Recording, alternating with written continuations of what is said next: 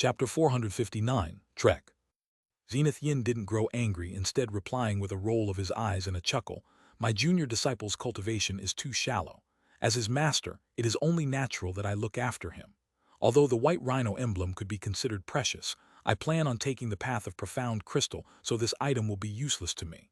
If I am not mistaken, Brother Man also has a glacial ice pearl. Why not lend it to my disciple? Surely fellow Taoist doesn't wish for my junior disciple to encounter any mishaps before he enters the inner halls. Humph, I cannot allow that youngster to easily die before the heaven void cauldron is secured. I acquired this glacial ice pearl from a glacial carp during my early years. How lucky for you, youngster. With that said, Man Husey took out a thumb-sized misty white pearl and tossed it at Han Li. Han Li felt joyful and gave many words of thanks after receiving the item. Although he knew these treasures were only given to him because of his blooded spider, they would allow him to go through the path of molten rock safely. It was exactly what he had wanted. Although the glacial ice pearl shone with white light similar to the white rhino emblem, it was far colder to the touch, causing his hand to tremble from its penetrating chill. He hastily placed it in his storage pouch, as it appeared to be the more valuable of the two. When Layman Qingyi saw this, he chuckled and entered the path of profound crystal with a blur. When the other cultivators saw this, they started to successively enter the canyons that they had previously chosen. After only a short moment, a majority of the cultivators had already entered the canyons. Zenith Yin glanced at Han Li and amiably said, "Han Li, how about you set off? We'll meet again at the end in a few days." Han Li saw no reason to disagree and headed towards the path of molten rock. As he was walking forward, he swept his gaze around with a calm expression, resulting in a feeling of anxiousness. That old devil, Bone Sage, still hasn't appeared. Could it be that he had changed his mind and slipped away by himself? Han Li couldn't help but assume the worst. After all, human hearts were unpredictable. He could have changed his might after seeing the great might of Zenith Yin. If the Bone Sage truly abandoned him, Han Li would bluntly use the Bone Sage's information as a bargaining chip with Zenith Yin to guarantee his life. An ominous glint shone from Han Li's eyes as he thought this. His actions had caught the attention of others. As Han Li felt slightly regretful from this, the Bone Sage's voice had suddenly entered his ear. "Don't glance around. I am concealed nearby and have yet to reveal myself. Do your best. I will meet you again after this trial is cleared." Han Li felt some relief after recovering from his surprise, and walked towards the passage with large steps. Hot winds blew past Han Li just as he stepped into the passage, causing him to feel a scorching heat on his body. Han Li frowned and attentively looked forward. The passage was 6 meters wide and couldn't be considered very tall. However, the way forward was glowing with blinding red light, placing apprehension in the hearts of those that see it. Han Li licked his dried lips and glared at it for a moment before moving forward. Each step he took felt as if the temperature was rising. After 30 steps, Han Li was no longer capable of moving forward. The hot winds that occasionally blew past him and the already hot temperatures of his surroundings caused his body to feel pain. After a moment of hesitation, Han Li covered his body in the water attribute barrier. The deep blue brilliance immediately alleviated the scorching heat. He then patted his storage pouch, and a streak of blue light flew out into his hand, the fire-repulsing robes. Han Li immediately donned robes without much thought and suddenly felt a chill from his body. With roused spirits, Han Li continued forward. After a dozen steps, he saw a sudden flash of light. A wall of red light was blocking his path. After glancing at the wall of light, he walked in head first. He could hear footsteps echoing from behind him. He had no interest in meeting with other cultivators. After a series of dizzying fluctuations from within the blinding red light, the disappeared heat reappeared in a vicious, overbearing counterattack. His blue light barrier was unable to endure and started flickering as if it were about to collapse. Having yet to recover from his dizziness, Han Li grew greatly frightened and hastily circulated spiritual power throughout his body. After stabilizing his barrier, he examined his surroundings. He saw scarlet red stone, yellow soil, plants that emitted red light, and a blurry, deep red sky. Everything was tainted with the color of fire. Even while protected by his barrier and the fire-repulsing robes, he could clearly feel the scorching air. Han Li took a deep breath with a sullen expression. Under these temperatures, he would only be able to endure for 5 hours. He had thought he wouldn't have to make use of any treasures and could easily make it through. But according to what Fairy Violet Spirit had said, in the second trial, the paths of fire and ice cultivators couldn't fly and could only slowly tread forward on foot. As such, those that were teleported farther away would have to spend several days of restless walking before arriving at the end of the canyon. This wasn't something that could be done while relying solely on one's cultivation. It would require the use of treasures that blocked the respective elements of each path. In addition, the path wasn't the sole danger that the cultivators encountered on the path. The canyon gathered demon spirits of their respective elements, which were the greatest hindrance in the trial. During each occurrence of this trial, about half of the resulting deaths were caused by these demon spirits. In addition to this, there may be cultivators lying in ambush along the path, aiming to rob the treasures of others. This was something that had always occurred. After all, the closer one grew to the end of the canyon, the more likely one would encounter other cultivators. Their odds of survival would greatly increase after robbing the others of their elemental resistance treasures. Odds were that a few cultivators that found it too difficult to continue would attack without any hesitation. Hanli stood in his original place without movement, examining his surroundings with narrow eyes and pondering over the information he had. After the time it took to finish a cup of tea, Hanli's expression stirred. He then took out the white rhino emblem and hung it at his waist. He then replaced his blue light barrier with the Jade emblem's white light. He couldn't afford to squander any of his magic power. Staying still to recover his magic power was a suicidal action. He then turned his head to the sky. After identifying the direction of the blurry red sun with great difficulty, he set off without any further delay.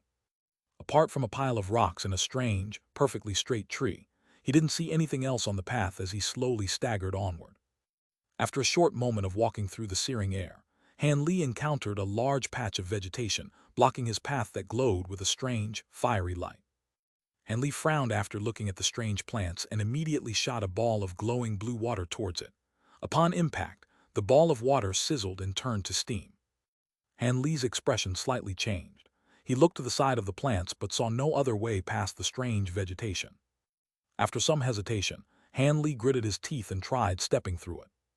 Upon walking through, Hanli came to know the fearsomeness of the path of molten rock. Wild plants. These were closer to swords of flame. Their incredible sharpness and heat caused him no small amount of pain. Although he didn't suffer much damage due to the protection of the white rhino emblem and fire-repulsing robes, he still felt continuous stabs of pain from below his thigh as he painstakingly forced himself through. After walking through only 10 meters, Hanli was forced to redeploy his water attribute light barrier. Although this would quickly consume his magic power, it allowed Hanli to quickly escape from the blistering underbrush. Making full use of his shifting smoke steps, he turned into a blue ghost that occasionally appeared within the dazzling red light. With each appearance, it had grown farther away. Elsewhere on the path of molten rock walked a middle-aged man. He was Bu Wu, a late-core formation cultivator with earth and fire spiritual roots. He managed to acquire his current cultivation in less 300 years, resulting in a resounding fame in the local sea territories. Those that were close to him even thought that he was among those that had the highest chance to ascend to the nascent soul stage in the next 100 years. Bu Wu greatly enjoyed the admirations and praise of others, along with their envious gazes. However, Bu Wu clearly understood his own circumstances. Were it not for the ancient essence split pill that he had found in the stomach of a grade 4 demon beast he had slain while traveling, he would likely still be lingering at the Foundation establishment stage. That medicine pill had caused him to feel the sweetness of ancient spirit medicines, saving him 100 years of bitter cultivation. As such, he had made plans for this journey to Heaven Void Hall and had purchased a fire dragon worm at great price. He planned to brave the inner halls during a moment of distraction and use the worm to acquire the top-grade mysterious treasure renowned throughout the scattered star seas, the Heaven Void Cauldron. With the many treasures contained in the Heaven Void Cauldron and the rumored Heaven Men pill, breaking through to nascent soul stage would only be a step away. Chapter 460, The Path of Life and Death. When Bu Su entered the Heaven Void Hall and saw so many nascent soul eccentrics appear, he felt as if he had been drenched in cold water. Any nascent soul cultivator that arrived here would naturally go hunt for treasures in the inner halls. The Heaven Void Cauldron was certain to be the most important among them. Although nascent soul cultivators had also attended previous openings of the Heaven Void Hall, there would only be about 4 of them. But now, there were actually 8 nascent soul cultivators, causing his hopes to grow very faint. But since he had already arrived, he was unwilling to cowardly return. As such, he entered the path of molten rock, holding a slight sliver of hope that it would prove to be as smooth as it had been with the ghost mist. To tell the truth, he did hold some fear towards the ghost mist in a later trial, the boundary of fantastical illusion. However, he didn't hold much regard for the paths of ice and fire, and never doubted whether or not he could pass it. This was because he cultivated a cultivation art well known amongst the scattered star seas, the tranquil yang art. This cultivation art had forcefully inserted itself among the top 10 mental cultivation arts among fire cultivation techniques. He had lost count of how many enemies he had exterminated, turning them entirely to ash with his tranquil yang true fire. As such, he held complete confidence towards treading the path of molten rock and resisting the heat with complete ease. Naturally, given his many years of cultivation, he wouldn't arrogantly think of treading the path of molten rock without any hesitation. He had also prepared 2 fire protection magic tools, but it wasn't that he didn't want to prepare more. It was just that purchasing the fire dragon worm had left him nearly destitute. With the assistance of 2 magic tools and his tranquil yang art, he felt that he would be able to traverse the path of molten rock without problem. But now, Bu Su felt a deep regret churning in his guts. After a short time on the path, he unexpectedly discovered that despite the wondrous fire-resistant effects of his tranquil yang arts, he was forced to continuously use his tranquil yang arts at full strength in order to resist the scorching heat that surrounded him. His original thought of ignoring this hostile environment was impossible, as his magic power was being depleted far faster than he had anticipated. Outside the Heaven Void Hall, he ordinarily only had to make use of the tranquil yang arts in order to resist scorching flames. It was clear that the heat emitted by the path of molten rock was completely different from common flames on the outside. There were certain to be restrictions put in place that suppressed fire attribute cultivation arts. As for his 2 fire-resistant magic tools, they had a very limited effect in this strange environment, much to the dismay of Bu Su. In his 6 hours of walking the path, his magic power had been drained at a visible rate despite having continuously replenished his spiritual qi with spirit stones. He'd only be able to persist for a day more before his magic power was exhausted, allowing the heat to turn his body to ash. Bu Su naturally didn't wish to fall here. He nervously rushed forward while sweeping his gaze in every direction. However, his surroundings were quiet and was completely absent of any others. This caused his thoughts of plundering the fire-resistant magic treasures of others to prematurely perish. The further he rushed forward, the more intensely Bu Su felt despair. After a quarter hour later, Bu Su eventually stopped with apprehension contained in his eyes. Although he had both skilled techniques and magic power, he didn't have any hope of arriving at the canyon's end at this pace. In addition, if he were to encounter any other cultivators in his rush forward, his magic power would be in a sorry state. Forget about him attacking others, he would likely be preyed upon himself once they saw how weak he was. Bu Su anxiously paced back and forth. As time passed, thoughts began to bubble from his mind, looking for a method of survival. Suddenly, he raised his head towards the deep red sky with fluctuating expressions.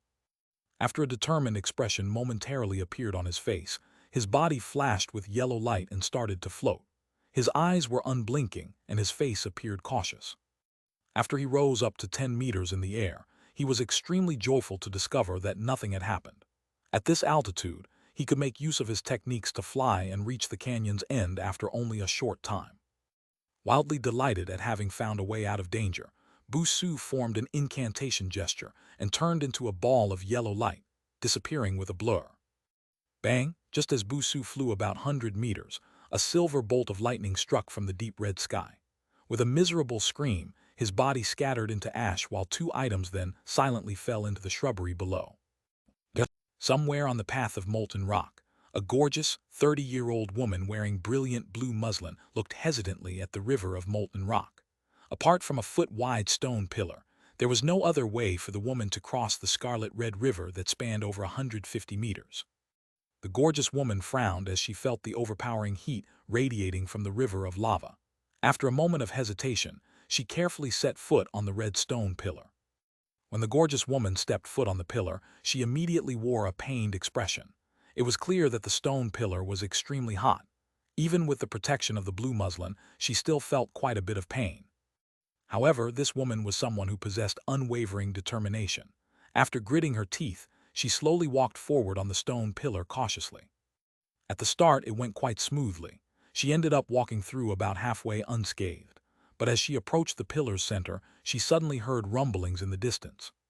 The gorgeous woman was stunned, and she couldn't help but turn her head in the direction of the river upstream. Her face then became deathly pale and panic-stricken. A violent maelstrom rushed down the river and transformed into a huge gray dragon. With bared fangs and claws, it arrived in front of the stone pillar in an instant and wrapped around the female cultivator who had just taken flight.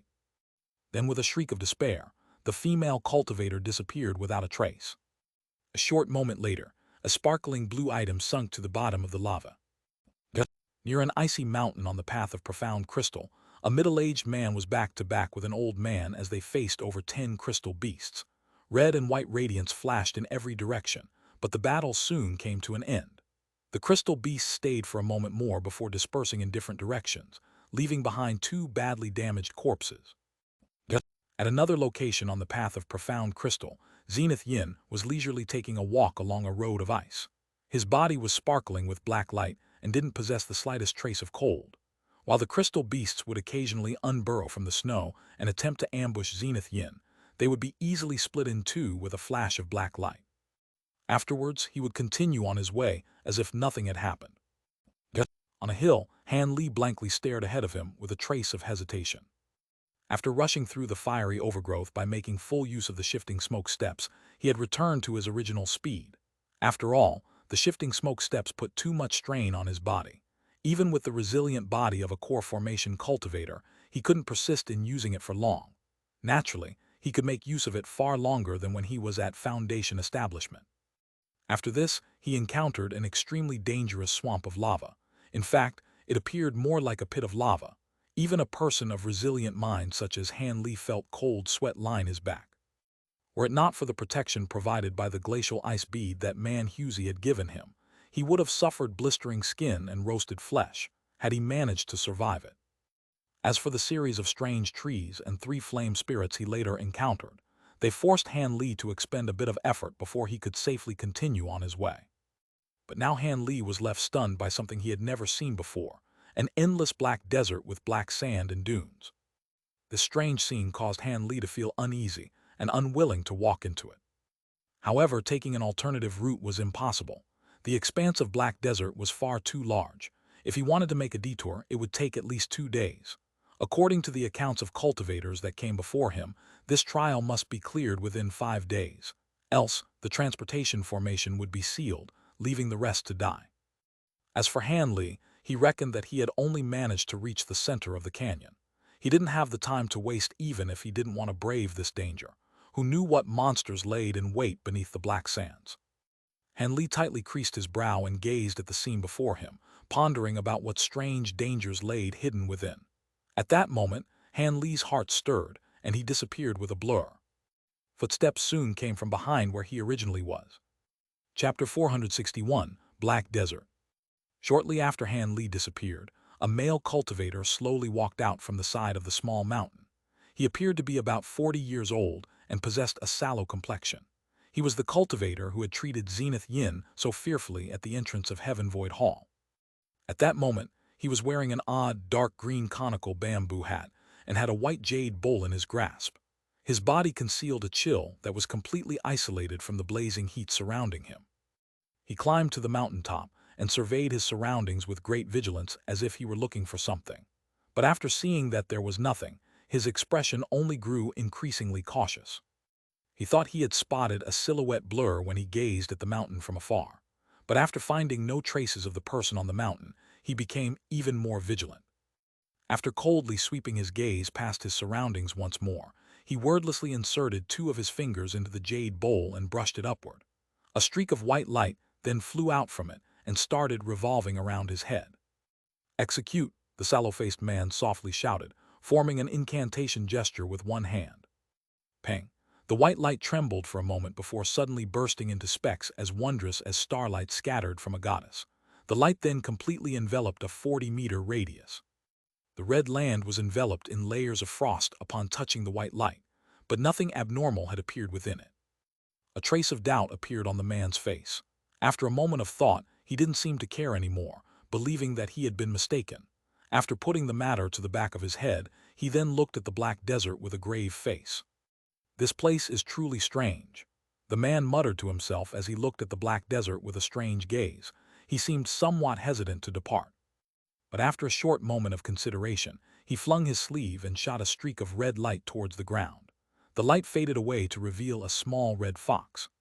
The man flicked his finger, sending a green medicine pill into the small beast's mouth. The small beast swallowed the pill and expressed great pleasure. "Go," the sallow-faced cultivator bluntly commanded the small beast, pointing towards the direction of the black desert. The small beast immediately rushed down the hill at an extraordinary speed, turning into a red streak of light along the way. After a short moment, the small fox-like beast had arrived 100 meters deep into the black desert. It was still unscathed even after running around in a large circle. Nothing strange had occurred. It seemed that apart from the color of the black desert, there was nothing out of the ordinary. The sallow-faced man revealed an expression of surprise. This was clearly not what he had expected. He had prepared himself for the loss of his red fox beast. As it was but a common grade 1 spirit beast, he would feel no heartache at all. It didn't have any notable abilities apart from its nimble movements and exceptional sense of smell. He tensely frowned and rigidly stared at the small beast as it ran around the desert in circles before whistling towards it. It then ran over and flew back into his sleeve. Afterwards, the man gazed at the black desert in silence with a wavering expression. But with only a short moment of hesitation, he started to descend the hill and carefully walked towards the black desert. Unknown to him, shortly after he walked down the small hill, Han Li's silhouette reappeared at the hilltop in a series of fluctuating blurs. Although the sallow-faced man used a technique to search a wide area, Han Li was easily able to evade his attack and revealed no trace of himself by using both the nameless chi restraining technique and the shifting smoke steps. Although the man was a mid-core formation cultivator, Han Li was very confident that a sudden strike of his 9 bamboo cloudswarm swords would instantly slay him, had he drawn closer. Han Li had been quite hesitant about whether or not he should kill him. While his 2 treasures were quite valuable, Han Li chose to have him act as a forward scout. But when the sallow-faced man had the small beast explore the black desert to no results, Han Li completely renounced his plan of attacking him. As the greatest dangers were unknown, it'd be better to let him guide the way. Han Li didn't believe that the black desert was completely devoid of danger. With the white rhino emblem and glacial ice pearl leaving him unfettered by the heat, he didn't feel an urgent need to seize those fire-resistance treasures. The sallow-faced man didn't perceive Han Li was behind him in the slightest, and continued onward into the strange black desert. 3 meters, 6 meters. The man's expression grew increasingly tense as he tread deeper into the black desert. He had already activated his bamboo hat and enveloped his body in a layer of dense green light. After the man walked through the desert for about a kilometer without problem, his expression slightly relaxed and he felt great relief. It is commonly said that once one headed this deeply into an area, any dangers it possessed should have already appeared. Han Li gazed at the man's silhouette from a distance away with a strange expression. Could it be that he had guessed incorrectly? The black desert was merely frightening and didn't actually possess any dangers at all. Had he known this was the case, he definitely would have ambushed and robbed the man of his 2 treasures. Han Li felt regret, but soon a startling and abrupt change occurred in the distance. The black sand around the sallow-faced cultivator suddenly floated up and surrounded him without a sound. The sand then released a dim black light that appeared rather strange. As the man was rich with experience, he instantly reacted by raising his jade bowl towards the sky. A vast white light scattered from the bowl, adding another layer of defense upon his green barrier. At that moment, the black sand turned into countless winged black insects and charged at the shocked man from every direction. The man bellowed. With a flourish of white light, he was then surrounded with palm-sized shields of ice. They then hurriedly rotated to form a white hurricane around him. He had now clearly made out the true appearance of the insects, winged ants. Their numbers were astonishing, with no less than 10,000 insects surrounding him.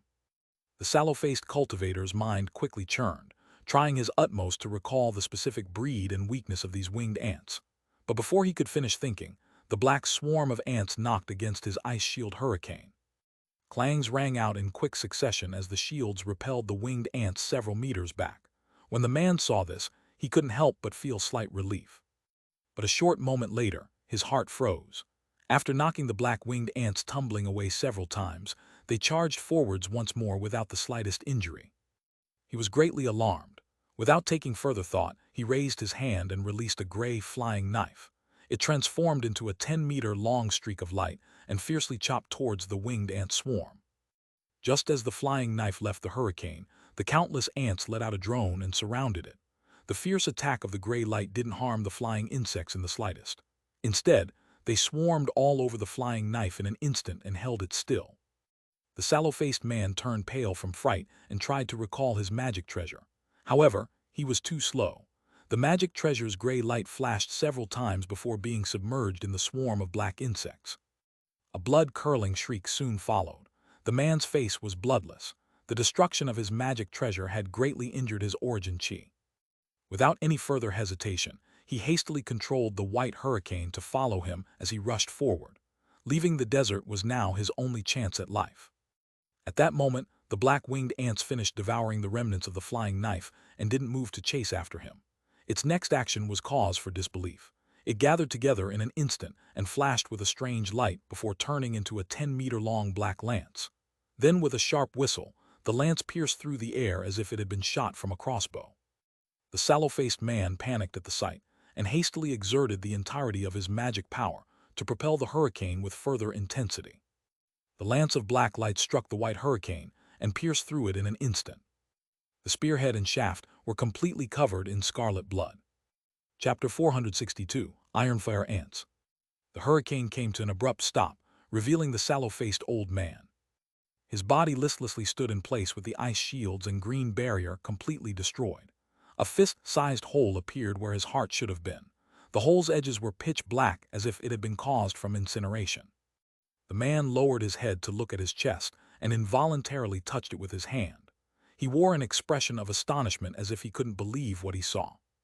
At the moment, the black lance hummed and transformed back into a dense swarm of flying ants. They madly rushed towards the man without restraint, throwing him down and covering his entire body in an instant. Several miserable screams immediately followed before being met with silence. A short moment later, the winged ants suddenly floated in the air and dropped back down to their original location, blending into the grains of sand. As for where the old man had fallen, there was no trace of him that remained. And Lee saw this in its entirety from the hilltop. He wore a strange expression from the shock he felt. "Those are ironfire ants. They must be. I didn't think I'd see exotic insects at this location," Han Li muttered to himself. When Han Li initially saw the winged ants, he hadn't recognized what they were. Han Li only managed to identify them after he saw them fearlessly receive the attack from the sallow-faced cultivator's magic treasure and then condense into a lance. There were many winged ant spirit insect species in the cultivation world, and they all appeared nearly the same. Cultivators that didn't specialize in insect control techniques would find it difficult to differentiate them. As a matter of fact, different species of winged ants greatly differed in their degrees of power and ferocity. The more fearsome winged ants would cause even core formation cultivators to nervously recoil at the sight of them. As for the ironfire ants, they were ranked 37th on the ranking of exotic insects and were one of the most fearsome winged ant species. Apart from the rank 9 heaven crystal ants from legend, these ants were possibly the most formidable of their kind. Not only were these winged ants nearly invulnerable to physical attacks, even a majority of magic techniques also had little effect on them. Apart from fire and water, attribute magic techniques of mid-grade or higher, as well as a few specific magic techniques, they were nearly indestructible, possessing abnormal defensive abilities nearly equivalent to that of the gold-devouring beetles. In fact, they were even superior to the gold-devouring beetles in resisting the attacks of magic treasures. While they didn't possess the gold-devouring beetles' bizarre ability to consume spiritual power, the ironfire ants possessed the fearsome abilities to spout black flames and perform swarm transformations. A colony of ironfire ants could transform into a fire attribute magic treasure at will. Its fearsome attack could penetrate through common defensive magic treasures and magic techniques without even the slightest resistance. As a result, the sallow-faced man's miserable death couldn't be considered surprising. Although the ironfire ants weren't considered extinct like the gold-devouring beetles, they were seldom seen in the cultivation world. And even if they were seen, the swarm would only consist of 1,000 at most. This was due to the harsh living environment of the ironfire ants. Not only did they require a scorching environment to survive, but they also had to stay near large quantities of metal ore. Upon leaving this environment, the Ironfire ants would quickly grow weakened. It wouldn't take long before their abilities completely disappeared and they reverted into ordinary winged ants. If it were just that, there would still be many insect-controlling cultivators that would desire to use them, even to the point of creating or finding an appropriate environment to breed them in. However, these winged ants possessed a fatal flaw. Regardless of whether the Ironfire ants were wild or domesticated, they were incapable of recognizing a master. When someone wished to conduct a master recognition ceremony on the winged ants, each of the ants would self-implode without exception, crushing the dreams of many cultivators. As for the specific cause of this, there was no definite answer. There were those that said the nature of the winged ants was unyielding and didn't allow them to be controlled. There were others that said it had to do with the Ironfire ants' constitution, while others. Naturally, there were very few people that knew about the Ironfire ants in either the heavenly south region or the scattered star seas. They had been rarely seen in the last 1,000 years, and their colonies were growing increasingly smaller. They were considered to be nearly extinct. At that moment, Han Li was looking at the Black Desert while lost in thought. It seemed that the Black Desert was a natural trap for the Ironfire ants. Although Han Li didn't know how many colonies the desert contained, judging from how the sallow-faced cultivator encountered one after walking just 1 kilometer, they couldn't be few in number. It was quite possible that colonies of Ironfire ants numbering in the hundreds of thousands existed in the desert as well. With that thought, Han Li felt a chill run down his back. He then swept his spiritual sense through his storage pouch, counting over a dozen mid-grade ice and fire attribute talismans. They should be enough to deal with 3 Ironfire ant colonies similarly sized to what he had seen before. However, Han Li would have to be delusional to believe that these talismans were enough to carry him through the desert. When Han Li set his sights on the several spirit beast pouches of gold-devouring beetles, his heart stirred. He pondered whether or not the gold-devouring beetles would be exceptionally effective in dealing with the Ironfire ants. After all, the gold-devouring beetles were higher ranked than the Ironfire ants, and from the appearance of their shell, they haven't yet evolved to the rumored black gold stage. They should be half-matured like his gold-devouring beetles. As such, it would be acceptable for him to test them against one another. Barely able to suppress his increasing excitement, Han Li pondered for a moment more before deciding that there was no problem in testing his gold-devouring beetles against the Ironfire ants he had just seen. Even if his gold-devouring beetles weren't able to deal with them, he still had a few mid-grade talismans he could use to defend himself and safely withdraw from the desert. Han Li's expression grew cold as he rushed down the hilltop, heading straight into the Black Desert. After a short moment, Han Li had arrived at the edge of the desert. He gazed at the black sand beneath him and narrowed his eyes. He then grabbed a fistful of sand and brought it close to his eye. Han Li soon snorted. With a sudden flash of yellow light from his hand, he tightly closed his grip and squeezed. As a result, most of the sand remained uncrushed. Han Li smirked and slowly muttered to himself, "This isn't black sand, it's actually grains of iron ore." But to spread such a dense amount of ore across such a large desert, the master of Heaven Void Hall was truly an extraordinary person. After flinging away the sand in his hand, he stood up and frowned. He then lightly patted the white rhino emblem at his waist, enveloping him in a layer of white light. Because he was earlier evading the sallow-faced cultivator, he was forced to disable it and endure the heat by using his cultivation alone. But now that he was so close to the desert, the overwhelming heat had caused him to be temporarily lightheaded. Alarmed, Han Li quickly reactivated the white rhino pendant. This was not the time to be concerned with saving magic power. Without any further hesitation, Han Li looked at the area containing the colony of Ironfire ants and carefully walked over. The Black Desert was extremely painful to walk on. The sand was scorching hot, and the air itself felt as if it were on fire. Even with the white rhino emblem and the fire-repelling robes, Han Li still felt suffocated. It felt even hotter than the small path of lava he went through the day before. After walking over 100 meters, Han Li sighed and patted his storage pouch, taking out a soft pearl in his hand. Without any delay, he poured a bit of spiritual power into it. Cold air immediately released from the pearl in a flash of white light. Han Li suddenly felt himself surrounded by a chill. With roused spirits, Han Li quickened his pace. As the simultaneous use of both the white rhino emblem and the glacial ice pearl greatly increased his magic power consumption, he needed to pass through the desert as quickly as he could. When Han Li was about 200 meters away from the location of the iron-fire ants, he stopped and carefully examined where they would be. A short moment later, Han Li shook his head. The concealed iron-fire ants were extremely difficult to differentiate from the black sand.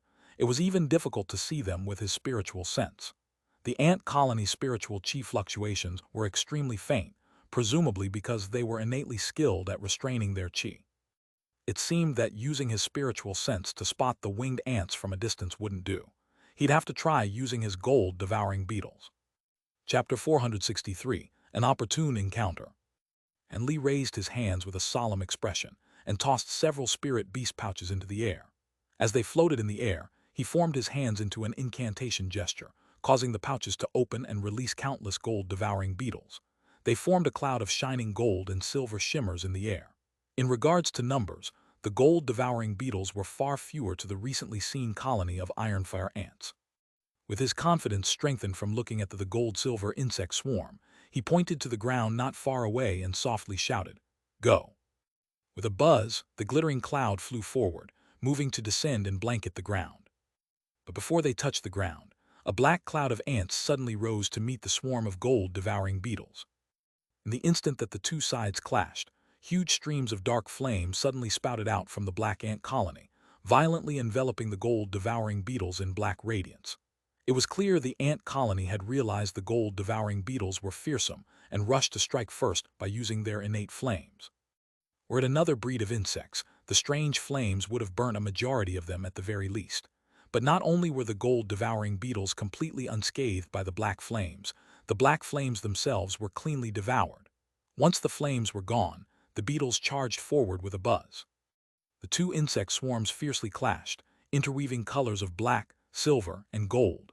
After only a moment of tearing away at each other, countless dead insects began to successively fall to the ground with piercing screeches. A vast majority of them were black, with only a sparse few being gold and silver. In just a short moment, the gold-devouring beetles had achieved an overwhelming victory, exterminating a majority of the ants.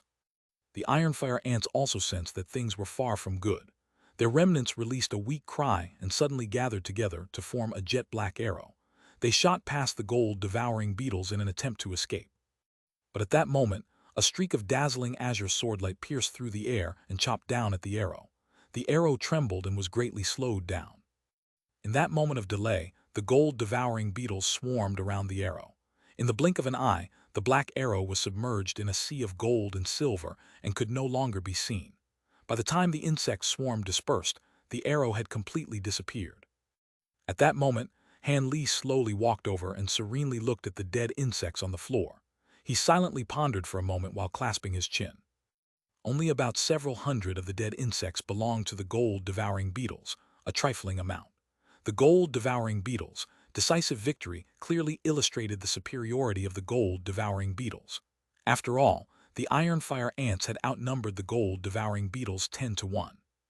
After a moment of analysis, Han Li revealed an expression of relief. It seemed that his gold-devouring beetles would be able to get him through the black desert without problem. After taking another look at the ground littered with dead insects, a strange expression flashed through his eyes. A low whistle left his mouth. The gold-silver insect cloud shrieked in response and fell from the sky, cleanly devouring the dead insects like an autumn wind sweeping away fallen leaves. They then obediently flew back into Han Li's spirit beast pouches.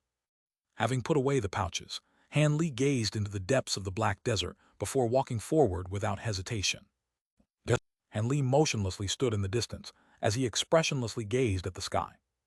The largest battle that his gold-devouring beetles had fought since entering the desert was currently taking place in the sky. Countless gold-devouring beetles and iron-fire ants were scattered across the skies at a low altitude, mutually devouring each other. Dead insects rained from the sky, forming a thin, dense layer on the ground. It made for a truly shocking sight. Han Li's brow creased during a moment of carelessness. Although only about a day had passed, he had already lost nearly 10,000 gold-devouring beetles. It was as if he'd encounter a colony of iron-fire ants every short distance he walked, numbering anywhere from 3,000 to 10,000. But now he'd encountered a tremendously large iron-fire ant colony that numbered at around 50,000. He reckoned that this battle would result in the deaths of at least 8,000 of his gold-devouring beetles. It was no surprise that Han Li felt regretful. The gold-devouring beetles took a long period of time to breed. Who knew when he'd be able to next replenish their numbers? After the time it took to finish a cup of tea, the ant colony retreated in defeat. Apart from the several thousand survivors that managed to retreat, the winged ants had been cleanly devoured by the gold-devouring beetles. Han Li was uninterested in wasting time pursuing the remaining ironfire ants. Instead, he turned his gaze towards the glacial ice pearl and continued on his way with roused spirits. He supposed that he was currently at the center of the desert, which was why he had encountered such a large colony of ants. He had better be more vigilant on the path moving forward, else he would waste the much-needed magic power to fuel his heat-repelling magic treasures, leaving himself in a dire situation. After walking about 20 kilometers, Han Li's expression froze. He stared to the right with narrowed eyes. After a short moment, he revealed a trace of suspicion and suddenly changed his direction to a dune he was looking at. When Han Li arrived at the top of the dune, he unconsciously frowned. He had spotted yet another colony of ironfire ants in his line of sight. This colony of winged ants only numbered about 10,000 and were attacking a sphere of faint blue light. The sphere of light was on the verge of collapse. As it flickered, the image of a person with a strained appearance leaked through. Han Li gazed at this with complete indifference. At that moment, the ironfire ants had transformed into a keen longsword blazing with black flame and fiercely chopped at the sphere of light.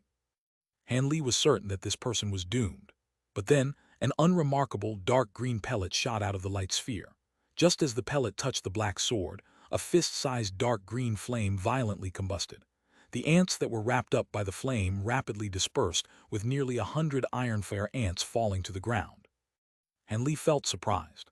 That dark green pellet was an exceptional treasure. It was fearsome enough to burn away at fire-attributed ironfire ants without resistance. An inconceivable display. It seemed he was still quite ignorant of the countless unique treasures that existed in the cultivation world. The appearance of the green flame infuriated the ant swarm. They scattered and wildly charged towards the light sphere without any intent to retreat. The cultivator inside the light sphere seemed to no longer have many pellets remaining.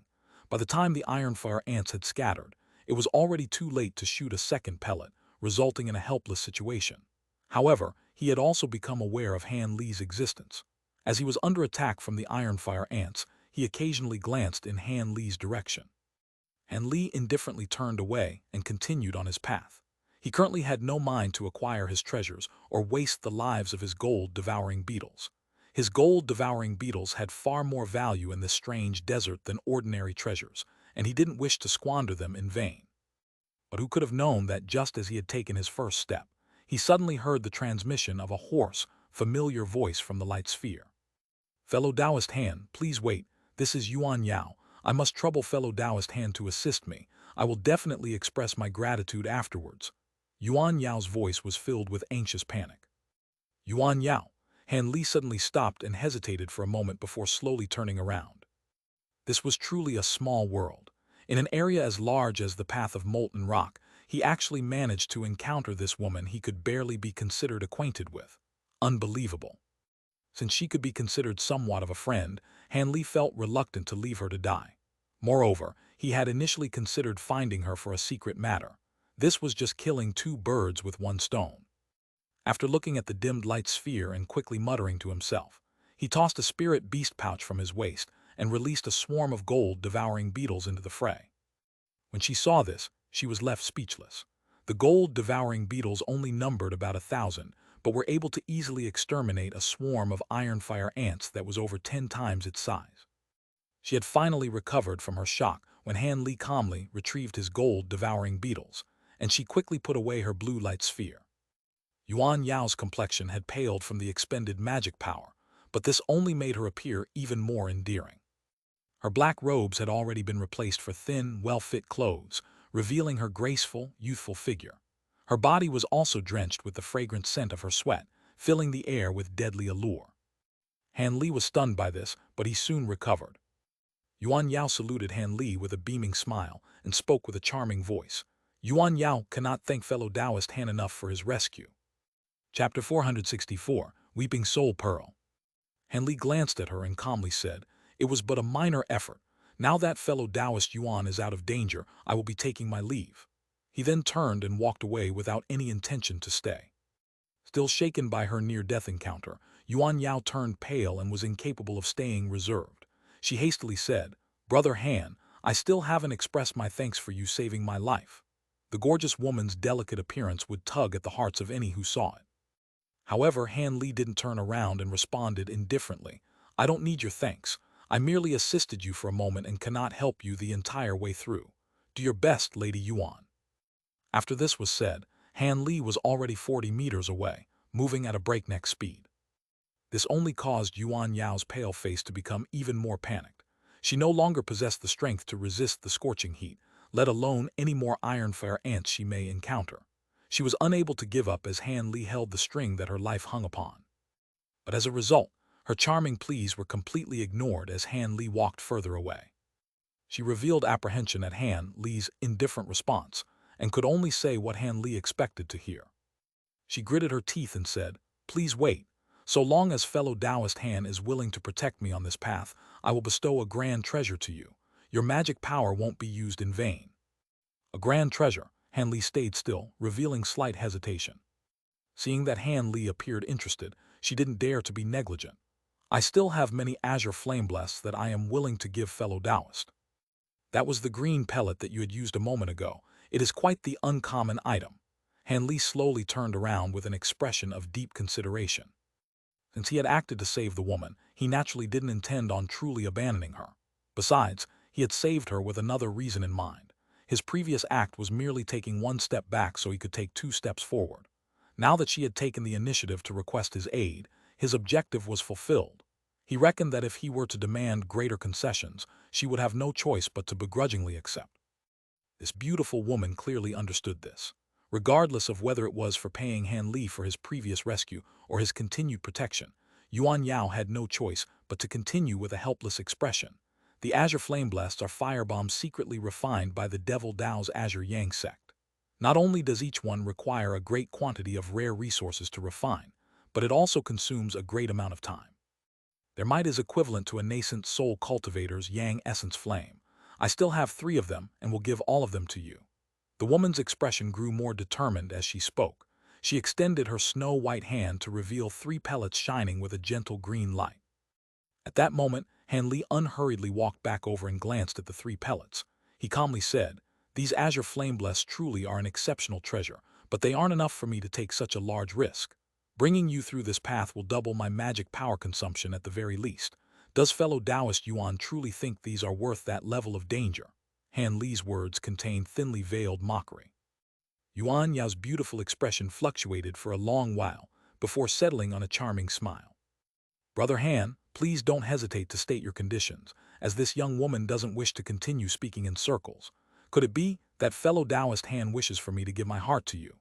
Yuan Yao turned her hips and puffed up her soft chest, showing off their exceptional plumpness. Her bright eyes were filled with a peculiar haze that was beyond flirtatious. Han Li was somewhat stunned by the woman's gorgeous beauty, but he soon narrowed his eyes and sized up her dainty, well-rounded body. The woman blushed at his unrestrained gaze. Her beautiful eyes became increasingly bright and captivating, as if capable of enrapturing the deepest depths of a man's heart. Han Li stroked his chin and calmly spoke with a radiant gaze. As expected, Yuan Yao's charming technique at full power along with her beautiful appearance is without match. However, since it has no effect on me, fellow Taoist had best save her magic power for survival instead. Tearing off her beautiful guise and halting her charming technique, she flusteredly said, "Humph, what a crude, uncultured boor. You don't hold compassion for women in the slightest." Han Li insincerely smiled, saying, "How could Lady Yao say that? If this weren't a place as dangerous as the Heaven Void Hall, I definitely wouldn't have refused your seductions. But here we are, hee. You sure like to dream. If it weren't this place, how else could I have possibly thrown myself into your arms?" Yuan Yao glared at Han Li with a resentful gaze. "It seems I've saved the wrong person. Since this is the case, I don't wish for fellow Taoist Yuan to give her heart to me, and there is also no need to express your thanks for my rescue. I'll be taking me leave." As if to deliberately anger the woman, he cupped his hands to her, appearing as if he was about to set off. Seeing this, Yuan Yao's words immediately grew soft, and she returned to being lovingly pitiful. "Brother Han, it was my wrong. Please don't be angry. Please don't hesitate to say what must be done to receive your assistance through the path of molten rock. I will absolutely do as you ask. Could it be that Taoist doesn't wish to help this poor woman despite being her acquaintance for 100 years and a fellow companion that accompanied you through the ghost mist? As for treasure, apart from these azure flame blasts, I have no other treasures to give you.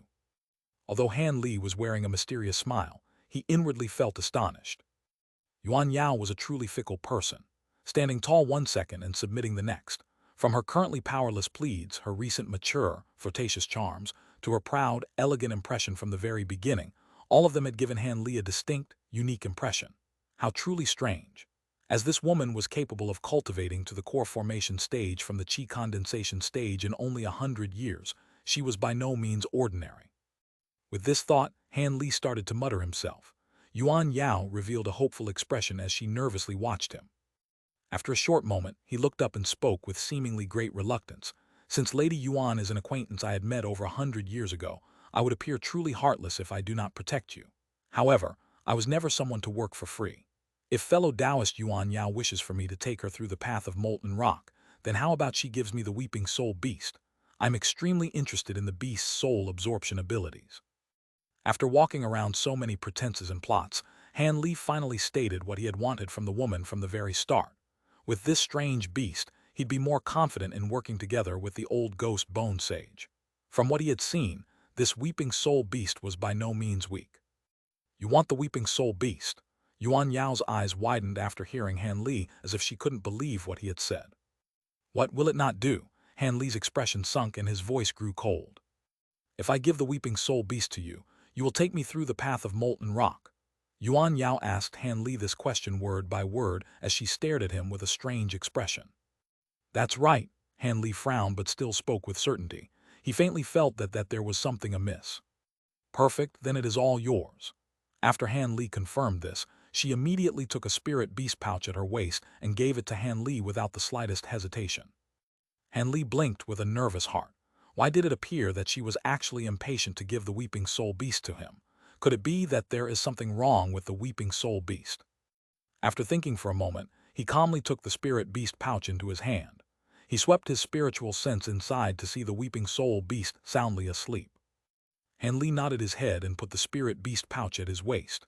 Just as he thought to say something, Yuan Yao opened her mouth and spat out a dark gray pearl into her palm. This is the weeping soul pearl. It is the item used to control the weeping soul beast. If you refine this like you would an ordinary magic treasure, the weeping soul beast will be forever yours. I haven't owned the beast for long and haven't completely refined its pearl. You can forcefully erase the traces of my spiritual sense from it without a problem. Yuan Yao chuckled and gave it to Han Li. Han Li looked at the weeping soul peel with interest and didn't move to take it. This pearl was something that he had known about from Fairy Violet's spirit when he inquired about the weeping soul beast. He later realized that she was incapable of smoothly controlling the weeping soul beast because she hadn't fully refined the weeping soul pearl during that time. This had raised his interest in acquiring the strange beast. But after seeing how she had so quickly given it to him with a delighted expression, as if she ridding herself of a demonic plague, Han Li grew hesitant and didn't hurry to take the pearl. Chapter 465, Surging Undercurrents. Yuan Yao's luminous eyes stirred. She chuckled and said, "What? Does Brother Han not want this animal, or does he fear that I've given him a false weeping soul pearl?" Her voice concealed a teasing tone. Han Li didn't immediately reply and examined the pearl for a moment before saying, "I can tell it is legitimate from its yin ghost aura. However, I do not know much about the weeping soul beast. Could it that my body would suffer from refining the pearl?" After Han Li said this, he rigidly stared into Yuan Yao's beautiful eyes. How could that be? If there was ever such a problem, I wouldn't have personally refined it. However, refining the pearl makes oneself feel unwell. So long as one bears with it, there is no problem. Yuan Yao had a calm expression and spoke with an uncaring tone. Feel unwell? Han Li wrinkled his brow and stared at the woman for a moment before turning his gaze towards the pearl. He was sure that she hadn't been entirely truthful, but he couldn't make it out as of now. After muttering to himself for a moment, he decided to take the pearl and put it away for later research. If it were truly harmful, he just wouldn't refine the pearl. So long as he had the pearl, he would be able to control the weeping soul beast all the same. After putting away the weeping soul pearl, he calmly said, "Let's go. I will do my utmost to protect Lady Yuan for the rest of the way. But let's get the ugly talk out of the way first. If I come across a danger that fully occupies my attention, fellow Taoist Yuan had best flee by herself. He then touched the glacial ice pearl that floated above his head, causing it to suddenly envelope them with chilled air. Of course, I understand what would happen if we were to truly encounter such a circumstance. However, I am quite confident that with Brother Hand's gold and silver beetles, the odds of such a situation occurring is quite small. The gorgeous woman wrinkled her nose for a moment before revealing a smile as charming as a flower. Henley bluntly admired the beautiful scene before him for a moment before wordlessly turning around and setting off. When Yuan Yao saw this, she followed after him with light steps and a faint smile. She soon walked alongside Han Li, creating a rather intimate appearance. This was because the closer she was to Han Li's side, the more cool air that was present from the glacial ice pearl. She naturally wanted to feel more comfortable. Now that I think of it, the path of ice and fire is somewhat strange. How could there be a black desert here along with such fierce winged ants? Not only can those ants fearlessly endure magic treasure attacks, they can spout black flames and can undergo swarm transformations. They also managed to break through one of my ancient defensive treasures. If I didn't have the green flame blasts, I wouldn't have lasted long enough to meet Brother Han. Yuan Yao grumbled with a relaxed expression as she continued walking. It was clear that she didn't recognize the ironfire ants. Han Li was stunned by her words. He couldn't help but ask her the black desert hasn't been seen before. He felt that the appearance of such fierce exotic insects at this location was somewhat odd. Apart from cultivators with extraordinary abilities and exceptionally powerful magic treasures, it would be unlikely for even a late core formation cultivator to leave the black desert unscathed. No, this is the first time the black desert has appeared on the path of molten rock. Previously, other cultivators that underwent this trial merely faced high temperatures in dangerous areas. At most, they would encounter a few flame beasts as well. But these bizarre winged ants haven't been seen before. Had it been known that such ferocious winged ants existed on the path of molten rock, far fewer cultivators would have been willing to brave it. Yuan Yao replied without hesitation. Despite appearing to know quite much, she remained puzzled by the appearance of the ants. If that's the case, there must be something amiss with the paths of ice and fire. Han Li muttered to himself with a contemplative expression. This is completely abnormal. Someone must have taken action. In a forest of blood-red icicles on the path of profound ice, Layman Qingyi looked at the sky with his arms behind his back. Countless floating inch-large spheres of azure lights revolved around him, separating him from a dense swarm of several hundred silver beasts that surrounded him. These small beasts strongly resembled mice. Not only was their fur sparkling with silver light, but they also had a small, delicate horn on their heads. They surrounded the old man as streaks of silver light and continuously struck at him like arrows with their horns. Each of the strikes released a thunderous boom in a display of astonishing momentum. However, the azure lights surrounding the old man's body remained motionless, completely unaffected by the erratic attacks of silver light. Courting death, the Confucian-robed old man grew annoyed by the strange mice's attacks. After lowering his head towards them, he swept his sleeves outward with a cold expression. A burst of azure light immediately spread out, illuminating an area of 40 meters in blinding brilliance. After a short moment, the azure light faded away to reveal a ground filled with the corpses of the small, silver-furred beasts. Their bodies were densely pricked by thin azure needles that shone with a cold blue light. Layman Qingyi's expression was unchanged. It was obvious that the outcome was as he had expected. After indifferently glancing at the ground, he extended his shriveled right hand and lightly swept it across the air. The needles flew back towards him as azure streaks of light and disappeared into his body. Silverlight mice. How could these damned animals appear at only the second trial? Could it be? The old man pondered motionlessly, and his expression grew sullen. Humph. Since these silverlight mice have appeared on the path of profound crystal, the path of molten rock should also have something equally inconceivable. I'm afraid that youngster Han will encounter quite the problem. Layman Qingyi coldly snorted with annoyance and spoke to himself with slight apprehension. Soon after, he deeply sighed, disappearing from sight with several blurs. The forest of blood-red icicles appeared quite strange with its ground, littered with the corpses of the small silver beasts. In some lightless place in the Great Canyon, two voices were calmly having a chat in the darkness. Weren't you too sloppy, using both ironfire ants and silverlight mice? Although we've always played our tricks in each of the treasure hunts, they were well hidden. The appearance of the Black Desert and Blood Icicle Forest is far too brazen. Apart from the few that didn't encounter these obstacles, I fear that a majority of devil and righteous Tao cultivators will have died. When that time comes, those nascent soul cultivators will no longer be fooled. A voice spoke with slight fear. Fool, did you truly believe that our previous actions in the Heaven Void Hall were unnoticed by the righteous and devil Daos? They had long figured them out, but they chose to feign ignorance due to our Star Palace's power. They also knew that we could only control a few of the Heaven Void Hall's minor restrictions that wouldn't result in too great a death. In each treasure hunt, it would merely result in a few more deaths of the righteous and devil Dao core formation cultivators. The other voice unhurriedly replied. The Black Desert and the Blood Icicle Forest are the most ferocious restrictions I can control. It is only somewhat of a pity for them to be used like this. After all, as the previous generation masters of the Star Palace, we've spent quite some effort to grasp them. He unhurriedly spoke with a tone of regret. There is nothing to regret. Right now, there are rumors widely spread that the two sages have reached a crucial point in their seclusion and cannot be contacted, causing the inhabitants of the scattered star seas to be alarmed. However, this has caused the inner disciples of the Star Palace to become restless. They are completely reliant on us old fellows to handle the arduous affairs of the palace. With the righteous and devil Dao starting to stir, it is becoming far more difficult to suppress them. Although each of the sides alone prove no threat to us, it will become dire once they join forces. The only method we currently have is to forcefully cripple the strength of the two sides and cause them to become doubtful and unsure of our true circumstances. After all, given the many years that the Star Palace has governed the scattered star seas, it is impossible for them to not have misgivings. So long as we can drag this on for a moment more, the two sages will be able to leave seclusion. At that time, even if the two sides join hands, we won't have to worry about them. Our two Lord Sages, Divine Essence-effused Light, will be able to force the Mad Matron of Myriad Gates of Enlightenment and Devil Saint Island's Arch-Saint of the Six Paths to retreat.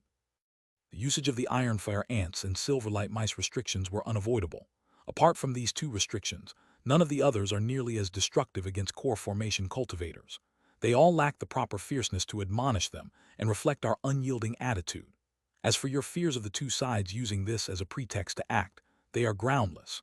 Those among the dead aren't their own personal disciples, and they are our opposition in the contest for the Heaven Void Cauldron. What we've done isn't enough for them to act. At most, they'll be inwardly seething. The cold voice sneered as he gave his long explanation. The first voice remained silent, as if approving of the other's judgments. Chapter 466, Refined Crystal. How many swarms have we hit since we've traveled together? Han Li slowly asked as he looked at the insect corpses on the ground. 7. Although we've encountered many ant swarms, we haven't encountered any that numbered in the 10,000s. Standing at Han Li's side, Yuan Yao obediently replied. They'd already traveled together for half a day. Han Li frowned at hearing the number and his expression grew sullen, as if he had worries on his mind. After some thought, he swept his arm towards his gold-devouring beetles that had finished consuming the corpses. They followed his command, transforming into a cloud of sparkling light as they flew back into his floating spirit beast pouches.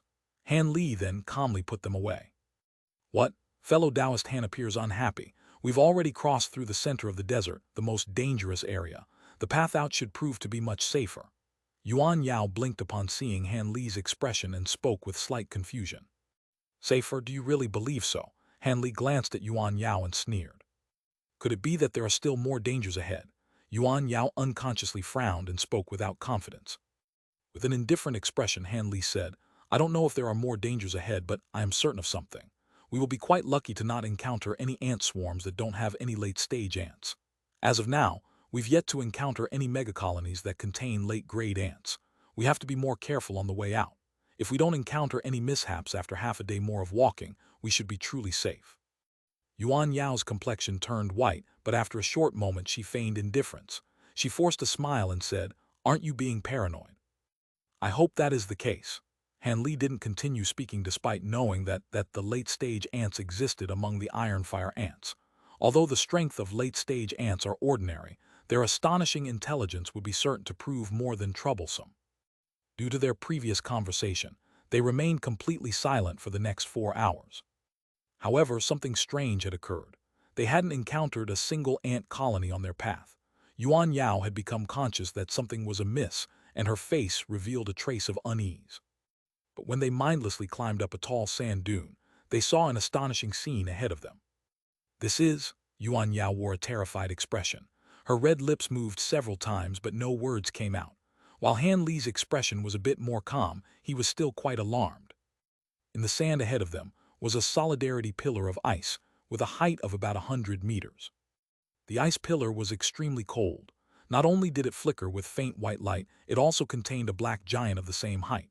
The giant appeared hideous. It had wide, glaring eyes and a smooth, shiny bald head, and was frozen inside the pillar of ice. How strange. After staring at it for a moment, Han Li immediately swept his eyes past the nearby sand. The nearby ground was filled with holes of all sizes, as if a great battle had been fought there.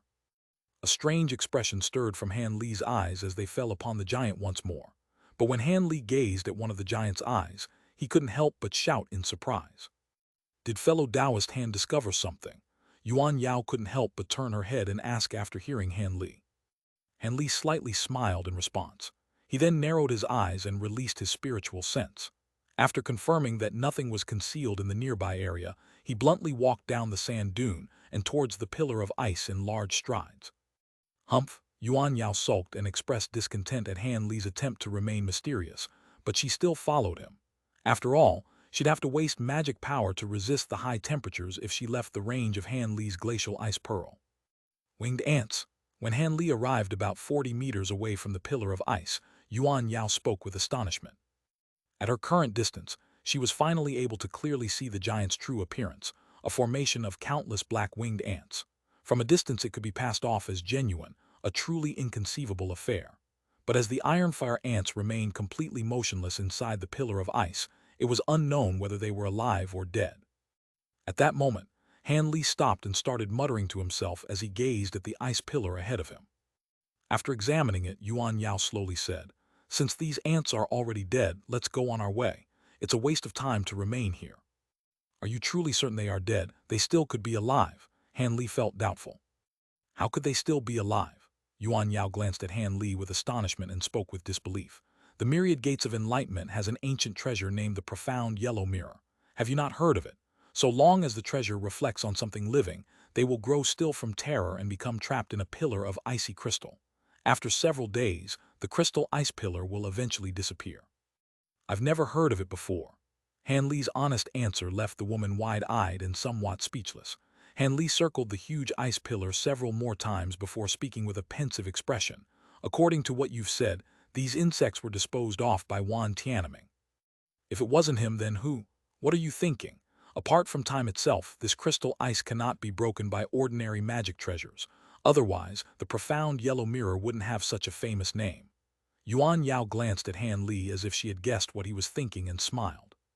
After Han Li heard this, he calmly glanced at her. He then moved his hands at his waist and tossed out all of his spirit beast pouches. A huge cloud of gold-devouring beetles then suddenly appeared in the air. "Go," Han Li bluntly pointed at the ice crystal pillar.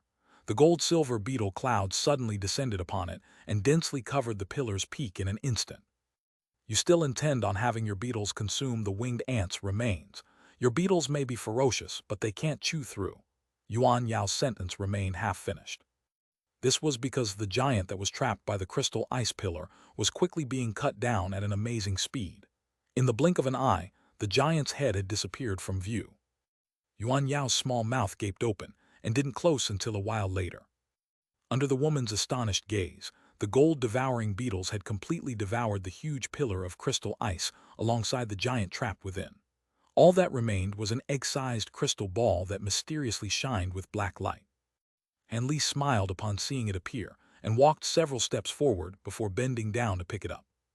This item was called a refined crystal. It was a rare material that was formed in the abdomen by beings that had frequent meals of ore that remained undigested. Although the cultivators that knew of its existence were a sparse few, Han Li had read a rumor of it from an ancient book and was unsure of its validity. But when he saw the pearl contained within the ironfire ant giant's eye, he suddenly recalled this, and his heart began to stir. He didn't expect that he would truly acquire the refined crystal. It was a peak supplementary material for strengthening magic tools. So long as this material was joined together with a magic treasure, not only would its might increase, but the resilience of the magic treasure's body would immediately strengthen to a point of disbelief. After that point, it would be hard to imagine anything that could break it. It was also unknown whether Wan Tianming had not known about this item or had overlooked it from negligence. Either way, it had benefited Han Li. So long as he took the time to refine it into his bamboo cloudswarm swords, their strength would surely increase by another level. While Yuan Yao didn't know about the refined crystal, she knew it was certain to be a good item from Han Li's happy expression. However, she had tactfully remained silent about things that had little to do with her. The two continued on their way in silence. In an extremely crude stone hall with an area of about 200 meters and a height of about 30 meters was a transportation formation. Apart from the transportation formation at the center, each of the walls had a huge stone gate about 10 meters tall. At the moment, each of the gates was sealed as tightly as a prison cell. There were also about 100 mismatched stone tables and chairs. These stone chairs were sparsely occupied by 6 cultivators with various expressions. Grandmaster Zenith Yin, Layman Qing Yi and Wan Tianming were the only nascent soul cultivators present. The other cultivators were late core formation cultivators, none of whom could be considered weak. Each of their expressions were sullen, and they possessed no interest in talking. The stone hall's atmosphere was beyond stifling. Grandmaster Zenith Yin was particularly dreadful with his ashen complexion. He stared at the transportation formation as his eyes continuously flickered with ominous glints.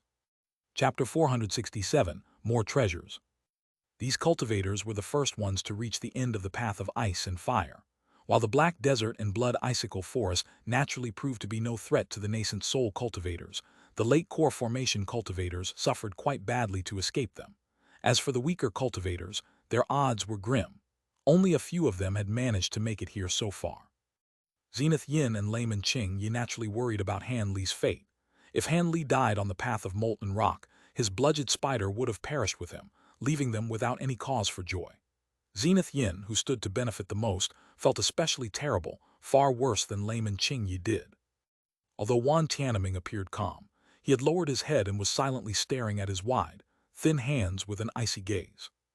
Naturally, these 3 nascent soul cultivators knew of the strange changes of the path of ice and fire. They were certain that these changes had to do with the Star Palace elders that had yet to appear, causing them all to clench their teeth in resentment and feel great trepidation. What was the intent behind the Star Palace's actions? Could it be they truly wanted to tear away at the faces of both the righteous and devilish Daos? Time slowly passed by underneath this stifling atmosphere. Man Huzi, Tian Wuxi, the old farmer, Wu Chu, and the Bone Sage all eventually arrived from the transportation formation from the Stone Palace. These people either had wretched expressions or were gritting their teeth in fuming rage. They were clearly inwardly cursing at the Star Palace elders for causing these changes. As of current, it was only half a day more before the path of ice and fire were sealed off. Zenith Yin's expression had originally softened upon seeing Wu Chu appear, but with Han Li still missing, his face grew unsightly once more. Wu Chu was able to pass through the path of ice and fire unscathed, because he had fortunately been given an ancient protective treasure beforehand. Zenith Yin didn't expect he would need to give Han Li such a treasure in order to protect himself. Presumably, Qing Yi and Man Huzi also felt remorse from this. After all, Qing Yi and Man Huzi also had many powerful ancient treasures on hand. Had they given some of them to Han Li, they wouldn't have to worry about his survival. With that thought, Zenith Yin gloomily glanced at the old man and Man Huzi. The Confucian-robed old man was currently gazing at the transportation formation with a fluctuating expression, appearing to be thinking of something. Man Huzi was gazing at the hall's roof with his chin moving as he muttered to himself. It was clear that he was pondering about something as well. Seeing this, Zenith Yin's pent-up rage grew stronger, but his heart soon grew calm. He merely had to face reality and consider his steps moving forward without the bludgeoned spider. At that moment, the Bone Sage was sitting cross-legged on a stone table. His eyes were half open, appearing as if he were in the middle of refining qi. Although he was slightly surprised by Han Li's absence, it made sense. According to his view, Han Li's true strength was at most that of a late core formation cultivator. He merely had a 50% chance of making it through the strange transformations of the path of ice and fire. But without Han Li's assistance, he feared he lacked the strength to deal with Zenith Yin. The Bone Sage became unsure whether or not he could take action inside Heaven Void Hall. Perhaps he would look for another suitable opportunity and take some time to better prepare himself, increasing his odds of success. Feeling helpless, The Bone Sage couldn't help but inwardly curse at the Star Palace elders for a long while. As for Wan Tianming and the other righteous Dao cultivators, they also had bellies full of grievances. They had no choice but to alter their original plans of drawing support from the core formation cultivators. As a multitude of various attitudes and sinister designs stirred among those inside the stone hall, the two white-clothed Star Palace elders suddenly appeared in the transportation formation at the center of the hall. At that moment, everyone gazed at the two cultivators with menacing expressions. The kindly-faced white-clothed man ignored their icy gazes and swept his gaze across the room. He then deeply sighed and said, "Sigh, just which of you imprudent fellow Taoists activated those ferocious restrictions on the path of ice and fire? You stirred up huge changes in the canyon. Us too were unable to find a way to reverse these changes, resulting in a loss of many Taoists from the cultivation world. We are quite ashamed at this failure and will beg for forgiveness from the Star Palace sages when we return, spending over 100 years in meditation." He appeared as if he were truly lamentful. Having heard that, the righteous and devilish Tao cultivators shamelessly cursed them out in their hearts. They planned on cleanly brushing the matter aside with those frivolous words, as if the affair had nothing to do with them. However, what happened next was just as the two had anticipated. Although the people in the palace coldly glared at them, none of them took the initiative to question them. Man Huzi, Wan Tianming, and the other nascent soul eccentrics fiercely glanced at them several times, but they eventually turned away, each minding their own business. It seemed none still dared to easily provoke the Star Palace. After the two white-haired elder glanced at each other with a smile, they sat down in a corner and closed their eyes in meditation. Although many still felt unresigned, nobody was willing to take the initiative to act. In that next moment, two people appeared with a flash of white light from the transportation formation, Han Li and Yuan Yao. In the moment Zenith Yin saw Han Li appear, his eyes brightened and he shouted, "Han Li." He then waved his arms towards Han Li with a smile, having him immediately come over. Man Huzi and Layman Qing Yi also revealed expressions of pleasant surprise. After exchanging a glance with one another, the two bluntly walked over to Zenith Yin's side. Han Li let out a sigh in his mind. After saying a few words to Yuan Yao, Han Li roused his spirits and walked over towards Zenith Yin. As Han Li fortunately knew that these devil Dao eccentrics needed him in their hunt for treasure, he was able to remain calm. In addition, Han Li felt particularly assured after spotting the Bone Sage when he entered the large hall. After Zenith Yin called Han Li, he warmly greeted him and assumed the standard role of a kind master, inquiring about the circumstances of the path of molten rock. Han Li didn't go far into detail and merely gave a short, vague description to go through the motions. He understood that Zenith Yin didn't actually care about the matter. As he had expected, Grandmaster Zenith Yin didn't pursue the matter and praised Han Li instead. The Confucian-robed old man looked at Han Li with a smile and would occasionally chime in as if he was quite concerned with Han Li. As befitted him, Man Huzi indifferently watched from the side and didn't take the initiative to ask any questions. However, when Han Li returned the glacial ice pearl to him, Man Huzi waved his arm in a relaxed manner, indicating that he was giving it to Han Li. It seemed these old eccentrics valued Han Li far more now that he was one step closer to entering the inner halls, having rushed through the paths of ice and fire. However, Wu Chu gazed at him from the side with increasing hostility, occasionally revealing a malicious glint from his eyes. Zenith Yin seemed to have noticed this and suddenly glared at Wu Chu, transmitting a few words to him. Wu Chu suddenly lowered his head, and his expression had returned to normal after he raised his head again. While Han Li dealt with Zenith Yin and the other eccentrics, he thought about whether or not he should contact the Bone Sage. It appeared that the old eccentrics didn't have a concrete plan in mind.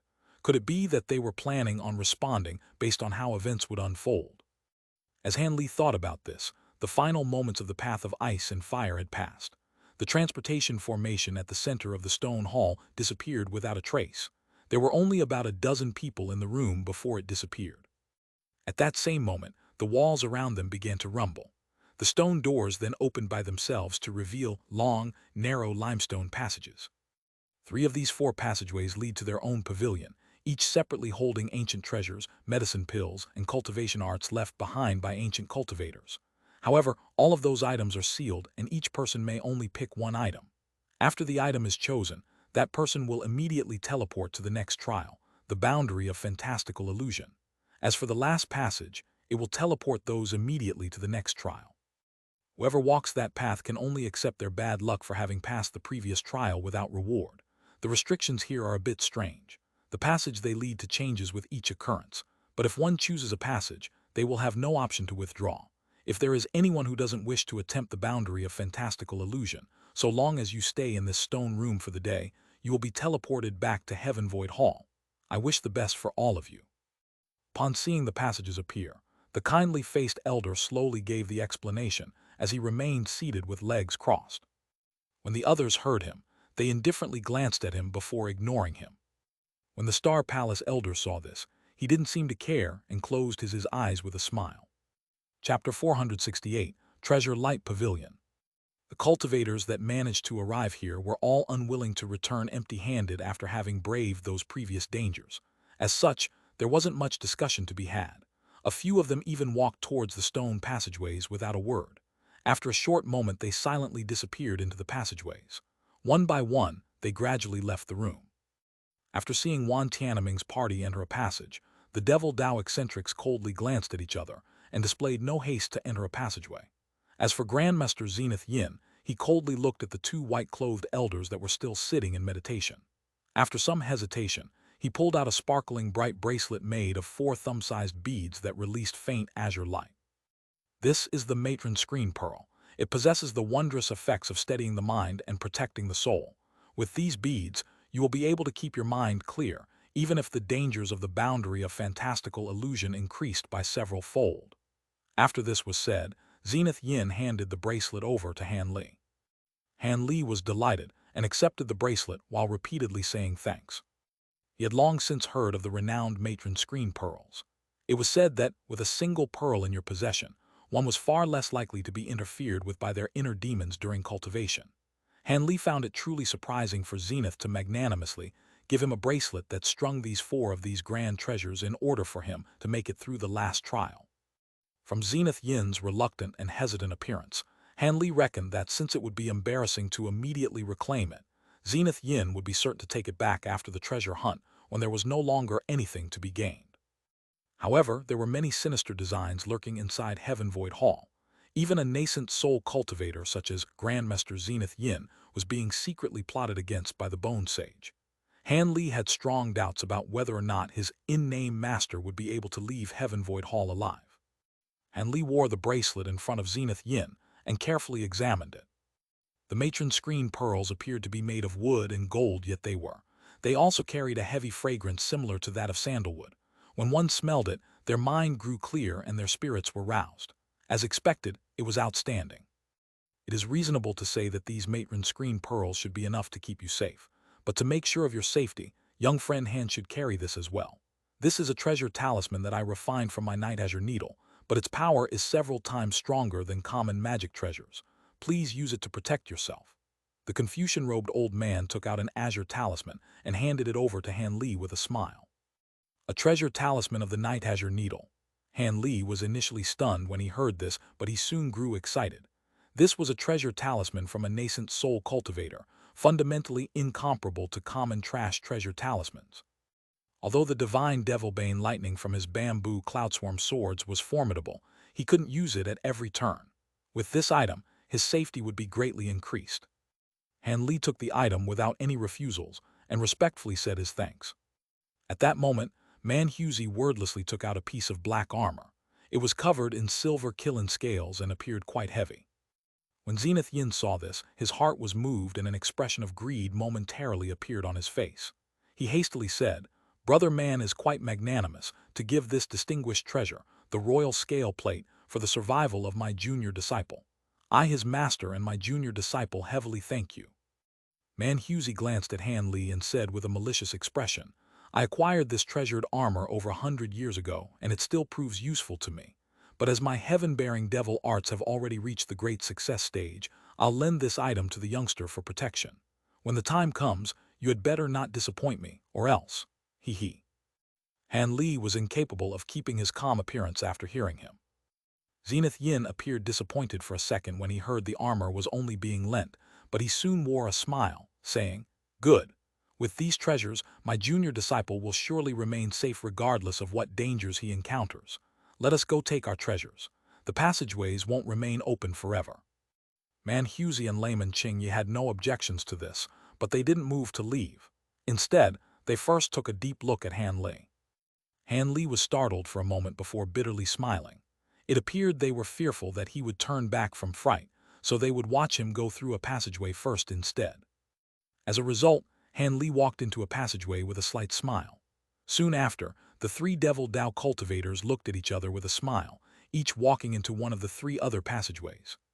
When the two white-clothed old men were the only ones remaining in the stone hall, the harsh-faced old man slowly spoke without opening his eyes. "Don't you think the Devil Dao cultivators' actions are a bit strange?" His tone felt slightly sinister. The kindly-faced old man frowned and agreed. Although those old eccentrics used methods to interfere with our prying, it appeared from their expressions that they heavily value that early core formation cultivator youngster. Moreover, they even gave him several items for protection. After this exchange, silence resumed. The harsh-faced old man asked with a grave expression, "What do you think?" "The only things those old eccentrics value are benefits, and the only thing that would move them so would be the heaven-void cauldron in the inner halls. That core formation youngster should be able to assist them in seizing the treasure," the kindly-faced old man hesitantly replied. Had Han Li heard them, he would have been speechless. These two were truly cunning. With only a few sparse words, they managed to nearly guess the truth. This would have resulted in both Han Li's fear and respect were he there. Seize the heaven-void cauldron. They still daydream of this. Unless one possesses those spirit beasts long extinct from the scattered star seas, any attempt would be made in vain. Otherwise, the master heavenly star sages would have seized it several generations ago. The harsh-faced old man spoke with disdain. That could be the case. Perhaps there were some ambitious individuals who entered the wilderness, spending the time and effort for the sliver of a chance. After all, in the last occurrence of Heaven Void Hall, the Heaven Void Cauldron had nearly been seized. Although that person had only managed to barely open the lid at the last moment and even had their Heaven Men pill robbed by others, Wan Tianming does stand to have a chance, given his gold-threaded silkworm. Since it's like that, we had best secretly follow them just in case. It would be best if they don't acquire it. If they truly manage to acquire the treasure, we cannot allow the Heaven Men pills to fall into their hands. Of course, Han Li didn't know that he had roused the attention of the two-star palace enforcement elders. As of current, he was climbing up spiraling limestone stairs with an expression of amazement. Not long after he had entered the passageway, he was met with an unending spiraling stone stairway. He still hadn't reached the end even after walking for the time it took to finish a meal. Han Li's curiosity grew stronger. Just how far up did this place reach? Calming the doubts in his heart, Han Li continued to calmly climb up the stairway. After climbing up another 400 meters, Han Li caught sight of a gleam of light. With newly roused spirits, he hastened his steps and eventually arrived at an exit. Han Li's heart stirred when he saw a faint glimpse of what lay past the exit. He hastily strided through. He arrived underneath a gloomy, dark yellow sky. It was filled with gray clouds and lacked a sun.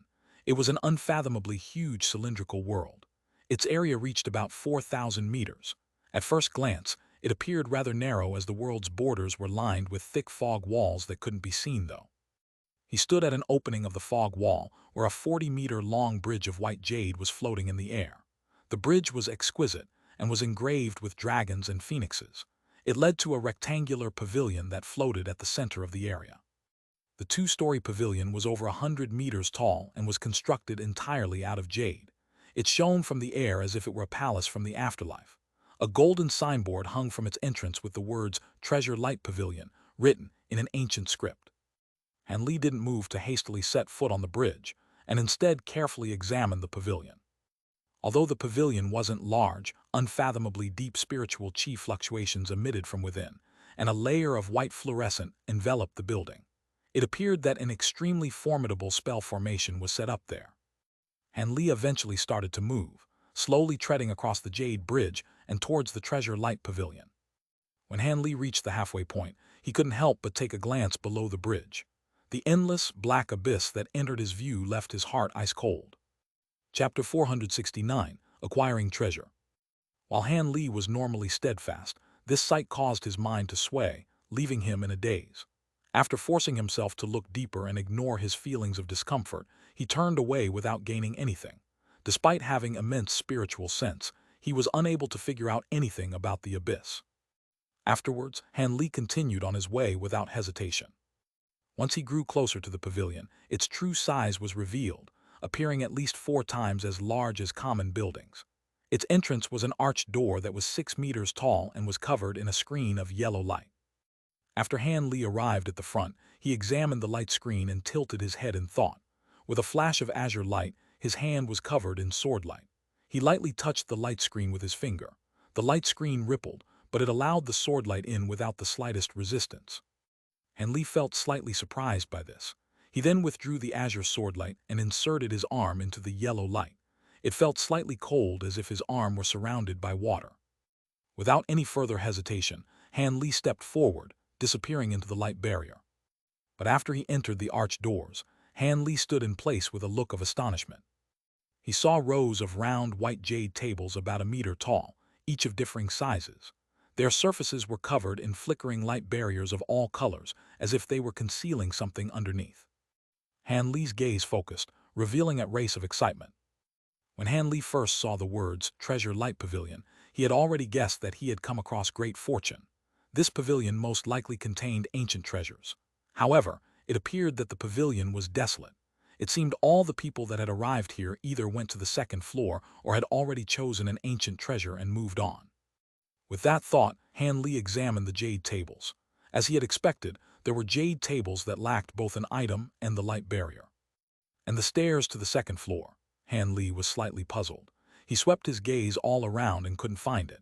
After looking around several times with great interest, Han Li spotted a particularly unusual jade table. This jade table was at the back of the first floor and appeared alone. It was extremely smooth and was engraved with profound, cryptic talisman markings. Han Li examined it several times and drew from his own knowledge of spell formations to conclude it was a simple transportation formation with peculiar shape. He then slowly walked past the rows of jade tables and gazed at the ancient treasures they contained. After looking at them, Han Li frowned. Aren't these ancient treasures a bit too lacking? After looking at several tens of jade tables, Han Li completely lost his interest. He stood in place, muttering to himself with crossed arms and a doubtful expression. The items on the jade tables were unworthy of the name of ancient treasures. They were all either spears or halberds of an ancient style. Although they all flashed with various colored ancient chi, Han Li clearly understood that these items were the near equivalent of flying swords and saber magic treasures that were used in the present. Their abilities wouldn't be particularly exceptional. Of course, they couldn't be said to be useless. But with the bamboo cloudswarm swords in his possession, the items on this floor held little interest to him. He wanted ancient treasures that had extraordinary abilities like his flower basket. Although he thought this, he forced himself to look through all the items on the floor in fear that he would miss something. As a result, Han Li sighed and walked to the transportation formation without further hesitation. He believed that the items of the second floor should prove different. After placing several spirit stones on the transportation formation, Han Li arrived at a new location with a flash of white light. This was the second floor of the Treasure Light Pavilion. Han Li looked ahead of him with squinted eyes and tight lips. The room wasn't large. Apart from a huge spherical light barrier in front of him, there was nothing else in the room. The light barrier was about 40 meters tall and floated about 3 meters above the center of the room, shining with a soft azure radiance. Several tens of different ancient treasure calmly floated within. There were scrolls, jade tiles, bowls, and black banners, as well as many other items that Han Li hadn't seen before. There were no duplicate items to speak of. When Han Li saw this, he was delighted and knew he had come to the right place. However, these items were so openly on display. If they were so easily taken, they wouldn't still be there by the time he arrived. With that thought, Han Li slowly walked towards the sphere of light with his hands behind his back. After quickly circling around it several times, he stopped and opened his mouth, spitting out an inch-long azure sword. It spiraled above his head many times before it struck at the bottom of light barrier, as a streak of azure light. Pang! A flicker of blue light sparked from where the sword light attempted to pierce the light barrier. The sword light was then immediately repelled, leaving no mark behind. Han Li wasn't particularly surprised by this. This merely displayed how valuable the ancient treasures were. With an excited expression, Han Li opened his mouth and spouted out 8 more small swords. The 9 swords released a long shriek above him and combined into a huge azure sword. "Strike!" Han Li softly shouted. The huge sword struck the light barrier with mountain-breaking momentum. Boom! In the instant the huge sword touched the barrier, a meter-large hole appeared. Han Li revealed a trace of happiness, but before he could move, a huge force suddenly blew away the huge sword from the light barrier. With a flash of blue light, the light barrier returned to normal. Han Li was astonished. He then re-examined the sphere of light with a gloomy expression and with his chin in hand. Not long after, Han Li's expression relaxed and he faintly smiled. He pointed towards the huge sword, causing it to disassemble back into 9 small swords with a clear ring. Having returned them into his body, he reached towards his waist and took out the gold-devouring beetles, spirit beast pouches without the slightest hesitation. With a loud buzz, the gold and silver insect swarm flocked out from the pouches. Han Li whistled in a low tone, causing the insect swarm to charge towards the sphere of light. In an instant, the insects had covered the bottom of the light barrier. In mere moments, the insect swarm forcibly gnawed out a meter-large hole from the light barrier. Blue light flourished from the light barrier, causing the round hole to distort and shrink. The barrier was recovering at greater speed than the gold-devouring beetles could destroy. When Han Li saw this, he didn't dare to delay. He immediately turned into a streak of slender azure light and quickly flew into the hole just before it closed. The azure light faded away inside the light barrier to reveal Han Li. Gently floated amongst the many ancient treasures inside the light sphere. Their ancient aura caused him to feel somewhat excited. However, Han Li didn't dare to wait too long and hastily released his spiritual sense in an attempt to probe the intensity of the ancient treasure's spiritual qi. He soon wore a bitter expression. His spiritual sense was actually unable to leave his body inside the barrier. As such, he would only be able to rely on experience and intuition to choose a treasure. Without any other choice, Han Li could only glare at the items with widened eyes. The strange blade. No, it was clearly an offensive ancient treasure. Those weren't rare. The command medallion. No, it was engraved with the image of a strange beast. It should be the same as the scroll painting of the congealed yang birds and contain the souls of spirit beasts. The snare drum. What's this? I can't make out its use. Let's forget about it. One by one, Han Li eliminated the ancient treasures he wouldn't choose. Eventually, Han Li narrowed his selection to 3 items: a gold oval mirror, a chain of 5 different colored copper bands, and a wide dark red cloak. Han Li naturally had his own reasons for why he had picked them. Needless to say, for the golden mirror, mirror-type magic treasures each possessed unique and remarkable abilities. Han Li didn't wish to pass on such a powerful treasure. As for the chain of 5 different colored copper bands, they simultaneously contained the 5 elements. Although he didn't know its ability, he knew it couldn't possibly be weak. And for the cloak. Chapter 470, Strange Black Armor. Han Li's gaze focused on the black cloak, the longest out of the 3 treasures. This cloak's appearance was very peculiar, consisting of 2 layers. The interior was made of silver thread, and the exterior was made of the feathers of an unknown bird. The feathers emitted a fluctuating dark red blood light from within the light barrier, appearing rather bizarre. This was also the first time Han Li saw this type of magic treasure, and he was very curious about its abilities. Han Li guessed that this ancient treasure had either defensive or stealth properties. Both of these were something that Han Li direly needed if he wanted to survive the countless powerful enemies inside the inner hall. Han Li appeared hesitant as he gazed at the 3 magic treasures. As soon as he picked an item, he would be teleported out of the building. He had to pick carefully. It was reasonable to say that the golden mirror was the safest choice. Han Li was almost certain that it held significant power and would prove to provide an immediate and great increase to his strength. As for the odd 5-colored copper bands, they could prove to surprise him. Their synergistic properties and multicolored brilliance caused it to appear rather mysterious. As for the cloak, there was a good chance that it would also be immediately useful. Perhaps it could save his life during a moment of danger. Han Li's focus continuously changed between the 3 items. Although he would normally be happy about being able to acquire such powerful treasures with ease, he was worried about what would be gained or lost from choosing one over the other. A while later, Han Li took a deep breath and grew calm. He muttered to himself for a moment more before a spirited light flashed from his eyes as wild imagination unfolded in his mind. These unexpected thoughts caused Han Li's heart to become restless. According to Han Li's knowledge of formation spells and restrictions, The room's high-grade involuntary teleportation restrictions couldn't be tricked or worked around apart from finding the central crux of the formation, or forcefully erasing the restriction from the entire room. Once someone was caught in the restrictions, they would be automatically teleported out. Both of those options were out of reach for Han Li. Finding the central crux of the room's restrictions was something that would take a Grandmaster-level formation expert several years to accomplish. The very thought of it was something best left alone. As for forcefully erasing the formation, it was only something that Han Li would attempt if he were out of his mind. Given the many nascent soul eccentrics that clearly hadn't succeeded, he would have to be deluded to think that a core formation cultivator like himself could succeed. However, he did possess the formation-breaking insights of the genius spell formation master Xin Ryan. Her records described a theoretical response to area restriction that could disable an area's restrictions temporarily. Although it was only for a short instant, it would give Han Li enough time to acquire an extra ancient treasure. This method required the cultivator's own spiritual power to be completely severed from the energy-contained room, leaving not the slightest connection for the duration. After Xin Ryan wrote this in her records, she self-mockingly added that even a nascent soul cultivator couldn't perform such a feat. The thought was but an indulgence moment of her imagination. If a cultivator truly had such amazing abilities, they wouldn't have to go through the trouble of this, as they could rely on their own strength to forcibly break through the formations.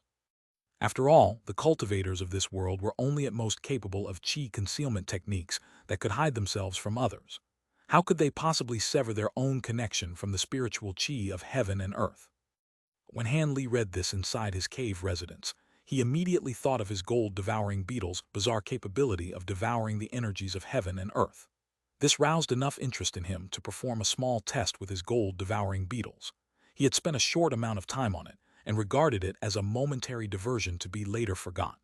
But now that he recalled all of this, Han Li couldn't suppress his burning excitement. After a moment of careful consideration, Han Li felt that this had a large chance of success. Even if it failed, he'd still be able to acquire one ancient treasure and would suffer no loss. With that thought, Han Li no longer hesitated. He waved his two arms and brought forth the spirit beast pouches on his body. Several tens of thousands of gold-devouring beetles flew off, transforming into a huge, buzzing cloud of insects that spiraled around Han Li. Han Li paid no attention to the insect swarm and turned his gaze towards the three ancient treasures. After some more thought, he floated over to the dark red cloak with his insect swarm closely following after him. When Han Li was about 3 meters away from the cloak, Han Li felt a slight change in the surrounding spiritual chi. He hastily stopped and wore a solemn expression. His hands suddenly formed an incantation seal and used a series of whistles. The gold-devouring beetles that were surrounding Han Li suddenly became restless, and they charged towards Han Li like an arrow. In the blink of an eye, they were covering his entire body in dense folds, immersing him in a sea of silver. While Han Li was covered in the beetles, his whistles did not cease, but rather, they became even sharper. Not long after, the beetles on his body started releasing soft cries, echoing Han Li's whistles. The beetles' cries gradually became louder until their mouths were gaping wide. Their continuous breaths appeared synchronized to a bizarre degree. At that moment, Han Li halted his whistling and became silent. An incredible scene followed. The cries of the insects crawling over Han Li's body diverged into high and low, gradually bringing forth specks of black light. As more flickering specks of light appeared, they grew larger. When they eventually touched, they fused together, becoming larger blots of black light.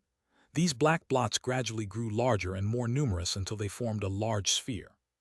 The black sphere appeared like a blooming chrysanthemum. The flower-like sphere slowly blossomed and unfolded as the black light underneath continuously grew larger, forming a profoundly black armor underneath. This impenetrable armor covered both Han Li and the beetles. The beetles' cries immediately disappeared with the appearance of the armor. Apart from pitch black, nothing else could be seen from the armor. It was unknown whether it was simply incapable of being seen or was completely void of color. TLC Vantablack. In that very instant, Han Li began to move. A strange hand of jet black light moved to snatch the nearby cloak at the speed of lightning. At the same time, Han Li clumsily turned around and floated towards the 5 colored bands. In the same instant Han Li grabbed the cloak, he was surrounded in brilliant blue light. The countless rays of light swept over him, but after they touched the strange black armor, they immediately disappeared into the black light without a trace. However, this didn't cause the blue light to retract. Instead, it grew increasingly overbearing and attempted to violently suppress the black armor with all its strength, causing it to sway on the verge of collapse. Han Li was burning with impatience, but his movements still remained careful and smooth, for fear that he would disturb something else. Traveling a mere 20 meters, Han Li felt as if he had made a difficult trek for 2 hours before having finally arrived in front of the 5 colored copper bands. While forcefully suppressing his wild delight, Han Li swiftly grabbed the bands with his hand of black light. At nearly the same time his hand closed around the copper bands, Han Li's black armor was overwhelmed by the blue light, causing it to loudly shatter. The armor dissolved into little blots before completely disappearing. Before Han Li could even react, he was drawn into the blue light and the world changed around him, causing him to disappear without a trace. In a flash of blinding blue light, Han Li appeared in a small stone room. After swaying a few times, he managed to find his bearings and stand straight before carefully examining his surroundings. He immediately let out a sigh of relief. Fortunately, there wasn't a single person around. Otherwise, they would have caught the extremely abnormal sight of him being covered in layers of crawling beetles. Having finished pondering, Han Li whistled. In response, the gold-devouring beetles flew off of his body and into a sparkling gold-silver cloud above his head. Without paying them much mind, Han Li hastily looked at the 2 items in his hands. Although he had previously seen them many times, Han Li could not hold back the thrill from having the items in his hands. He gently stroked each of the 2 ancient treasures for a moment. The cloak was extremely light and emitted a bit of heat. As for the 5 copper bands, they were ice cold to the touch. After admiring the 2 treasures for some time, his attention shifted to the stone room. It was completely empty apart from the transportation formation that brought him here, and a rectangular passageway that appeared completely desolate. There was nothing else of interest in the room. I don't think my editor liked beetles. Chapter 471, An Odd Treasure. There was no question as to whether or not this passageway led to the boundary of fantastical illusion. With his cultivation of the great development technique, along with the matron screen beads that Zenith Yin lent him, passing through this trial should be a matter of ease. With that thought, Han Li turned his attention to carefully examining the 2 ancient treasures in his hands. If he couldn't fully understand the scope of their power, he wouldn't be able to effectively use them when the time came. With a flash of blood-red light, the cloak disappeared from his hand, leaving only the chain of 5 copper bands in his other hand. These 5 copper bands were about as wide as an ordinary arm and had mysterious talisman markings engraved on their surface, causing them to appear mystifying. Han Li lightly shook them with a wave of his wrist. The colorful glow of the copper bands continuously fluctuated in response and released the faint cry of a phoenix. A flicker of spirit appeared from Han Li's eyes as he lowered his head in thought. He then slowly poured spiritual power into the copper bands through his fingers. During this, Han Li solemnly gazed at the bands without blinking. Then, with a flash of colorful light, the chain of 5 bands abruptly disappeared without a trace. Han Li was startled, but something soon came to mind. He looked upward to see the 5 copper bands floating not far above his head. They were ceaselessly flickering with demonic light. Han Li frowned and raised his arm, sending out an azure incantation seal. The copper bands immediately twirled for a moment before striking the wall to the side. With several muffled pings, the wall flashed with white light, revealing not the slightest damage. The copper bands had instead been pushed far away. It seemed the copper bands were not intended to be used to directly attack. Han Li's expression remained unchanged. He waved his arm and had the copper bands fly back above his head. Then, without any hesitation, he spouted out a breath of spiritual qi towards the rings, causing them to swell into a huge size in the blink of an eye. Blinding radiance coiled around the bands, and their talisman markings began to move. Ring-type magic tools weren't ordinarily used to make direct attacks. A majority of them were used to either trap the enemy or defend oneself, something that Han Li had learned through experience. After looking at the huge bands and the astonishing pressure they radiated, Han Li lifted his head and slowly uttered the word, "Execute." Immediately after he spoke, the huge bands released a cry and directly fell down onto him. The rings overlapped one another and covered Han Li within them. Afterwards, the huge bands revolved around him with increasing speed, completely covering Han Li in a blurred screen of rainbow light. Han Li wore a slight smile. It seemed the copper bands possessed defensive abilities. As for how effective they were, that was something that could only be tested during an enemy confrontation. With that thought, Han Li shot an incantation seal towards the light screen with a flick of his finger. In an instant, the light curtain dissolved and the rings returned to their original appearance. But after a period of violent swaying, the copper rings released a flash of brilliance and disappeared from sight. This time, Han Li remained calm as he extended his palm. Following a flash of rainbow light, the 5 palm-sized copper bands appeared in his hand. Han Li calmly gazed at the copper bands with a pensive expression, as if something had come to mind. Not long after, Han Li chanted a series of cryptic incantations, causing the bands to disappear from his hand. But after only a second, they appeared around Han Li's limbs and neck in a flourish of light. Han Li's stance grew unsteady as he began to drop down like a log. Fortunately, he had already prepared for this and hastily muttered an incantation to release the copper rings. Han Li hastily recovered his balance and rubbed his choked neck. However, his eyes betrayed immense excitement. This magic treasure could be used as a sneak attack and was something that was impossible to defend against. Even if his opponents had immense spiritual sense and realized something was amiss with the copper rings before they were restrained, they still wouldn't have time to react. Han Li was confident that even nascent soul cultivators couldn't guard against them. He reckoned that the odds of success for an ambush were quite large.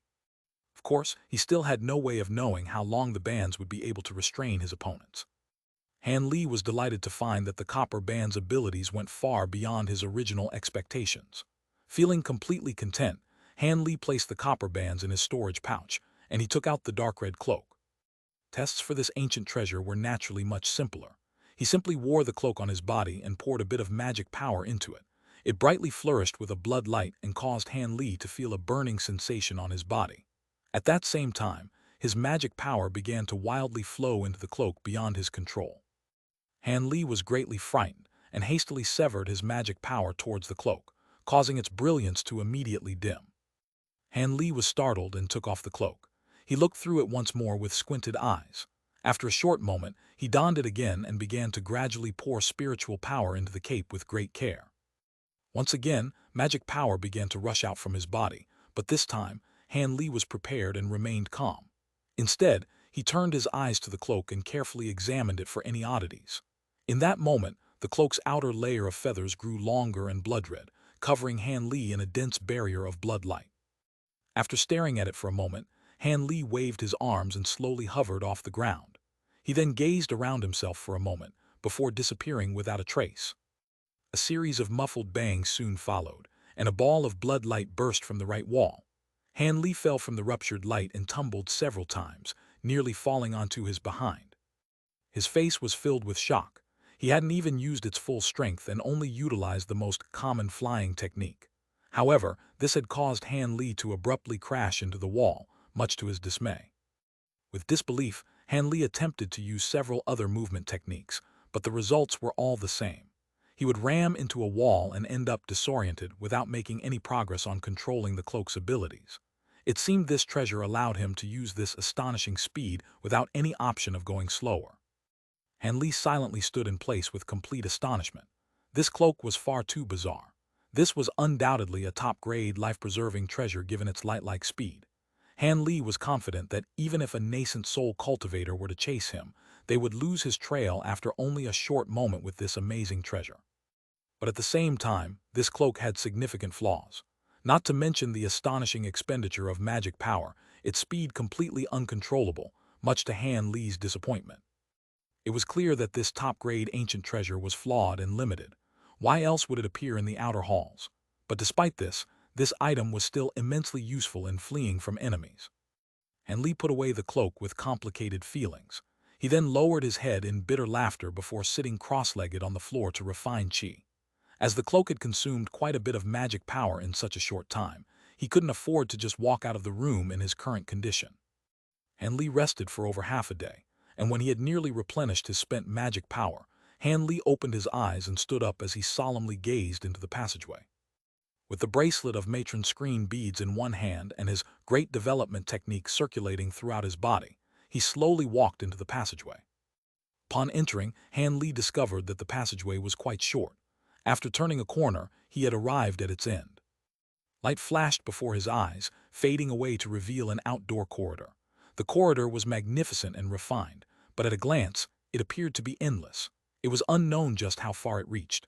White clouds and divine melodies flowed in from outside the corridor, along with the faint image of a lustrous jade pavilion. When Han Li saw this, a faint sneer appeared on his face as he walked onto the promenade with long strides. Just as he set foot on it, Han Li circulated magic power throughout his body. According to what he knew, this one was like the other trials. Flying techniques could not be used and one could only travel by foot. Han Li wasn't bothered by this and intensely studied the air outside the corridor. The divine melodies became clearer after entering the corridor. Han Li attentively listened to the so-called divine melodies with a blank face. Not long after, he unconsciously wore a mocking expression on his face. Han Li walked without the slightest urgency, as if he were taking a stroll in his own garden. However, the further he walked down the corridor, the more beautiful and clear the melodies became. At that same time, extremely graceful cranes began to appear from within the white clouds. Their elegant dancing along with the cries they unleashed were extremely impressive. Chapter 472, Black Palace. Han Li gave the cranes a mere glance before continuing along his way, paying no further attention to them. But as Han Li continued on his path, the divine melodies descending from the sky gradually increased in intensity. The white cranes that had been dancing in the air abruptly flew to both sides of the corridor and spread their wings with a long cry. A short moment later, amidst the divine melodies, the cranes spun several times before transforming into young women in palace dresses. These young women appeared to be only 18 years of age and were astoundingly beautiful and full of youthful vigor. They smiled towards Han Li with bright eyes that were filled with affection, as if he were their beloved sweetheart, and then swung their slender waists with a flexibility that made them appear boneless. At that moment, the divine sounds changed, becoming soft and tender like the caress of a lover. The very air was filled with the sensation of passionate romance, unwillingly bringing forth emotion within even those who have long buried them deep within their hearts. When Han Li heard these new sounds, his expression changed for a moment before he immediately steeled his heart and continued on his way, pointedly ignoring the sweet nothings whispered by the young women. After walking about 100 meters, Han Li heard a sudden change in tone, causing the melodies to contain feelings of grief and sadness. The young women's expressions transformed with the melodies, and their dancing halted. Each of their faces held immense sadness as they gazed at Han Li with extreme grief, as if he were a heartbreaking ingrate. Anyone who gazed upon the women would feel immense heartache and compassionate affection. Interesting? Han Li smiled and walked from side to side, appreciating the saddened expressions of the young women as if he were watching an interesting play. Han Li clearly understood that, since the boundary of fantastical illusion followed after the paths of ice and fire, there were certain to be more than these mere tricks.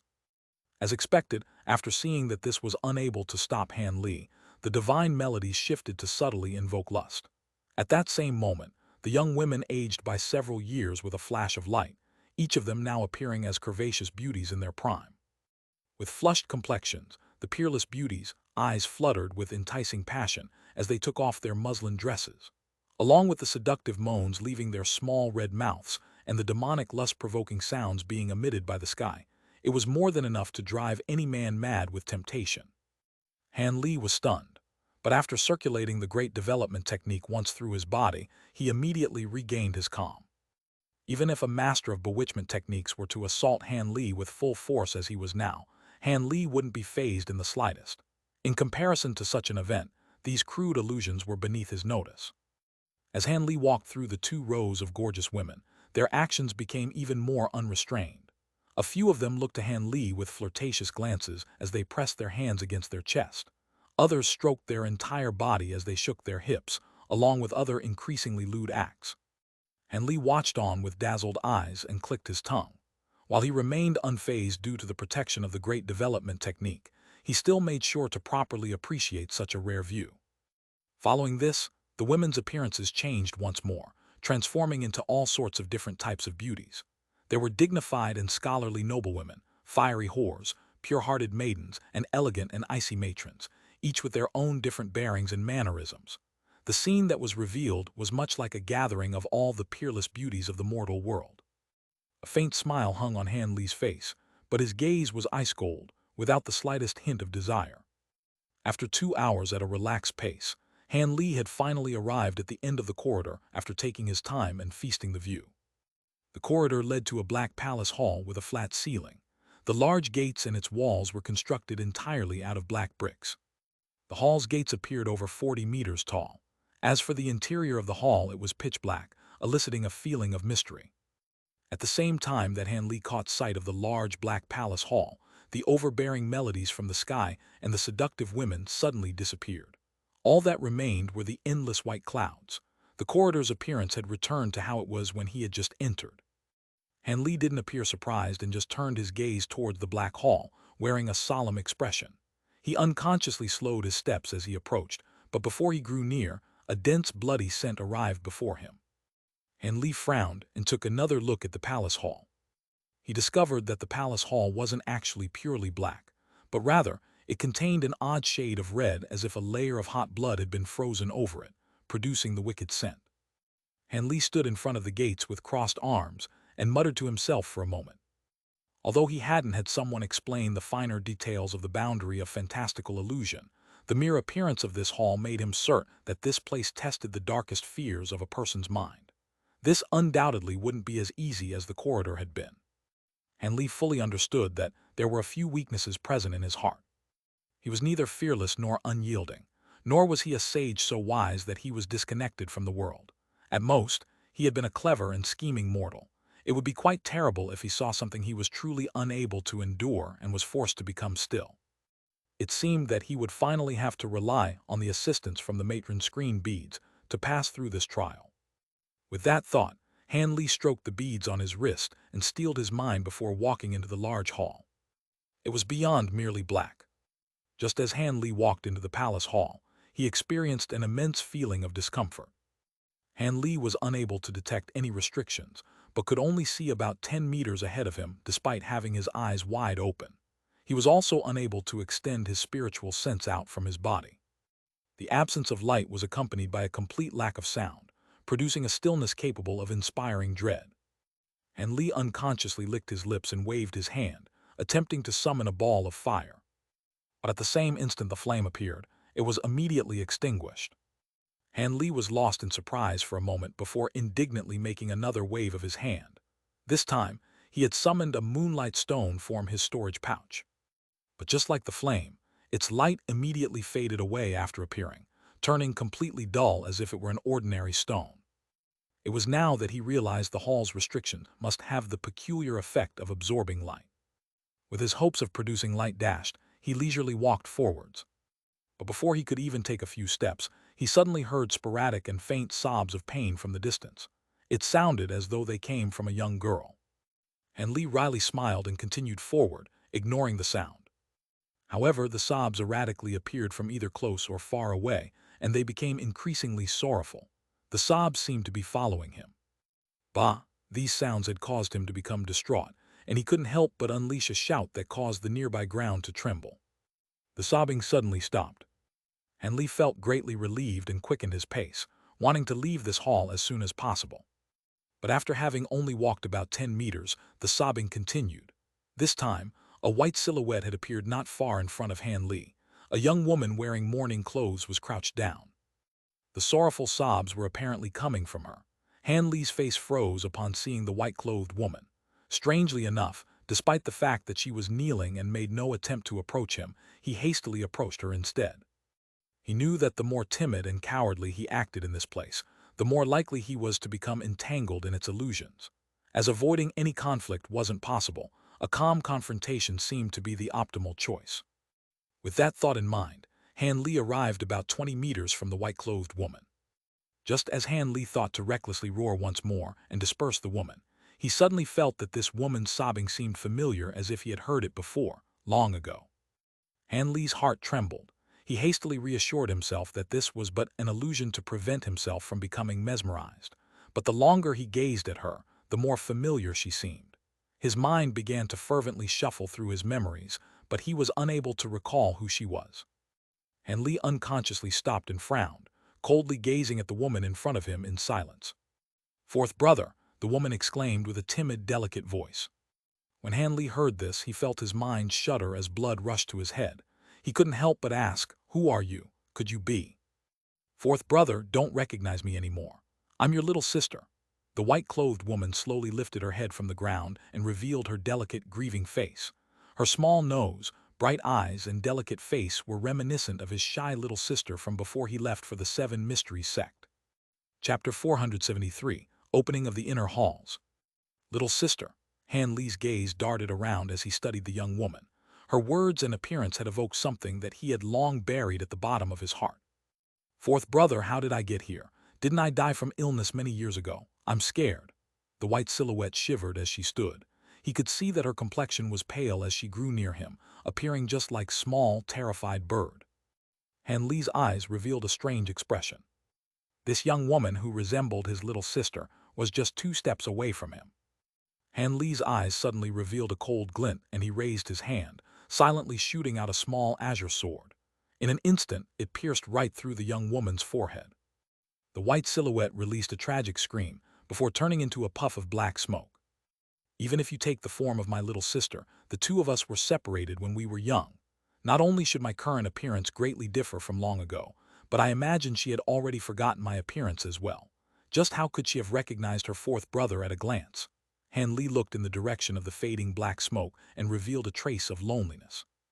With that finished, he brought his wrist up to his eyes and looked at the 4 matron screen beads. Although he had spoken those words with confidence, Han Li might not have taken action if the matron screen pearls had not burned him when the white silhouette had approached him, dispelling the last trace of hesitation from the depths of his heart.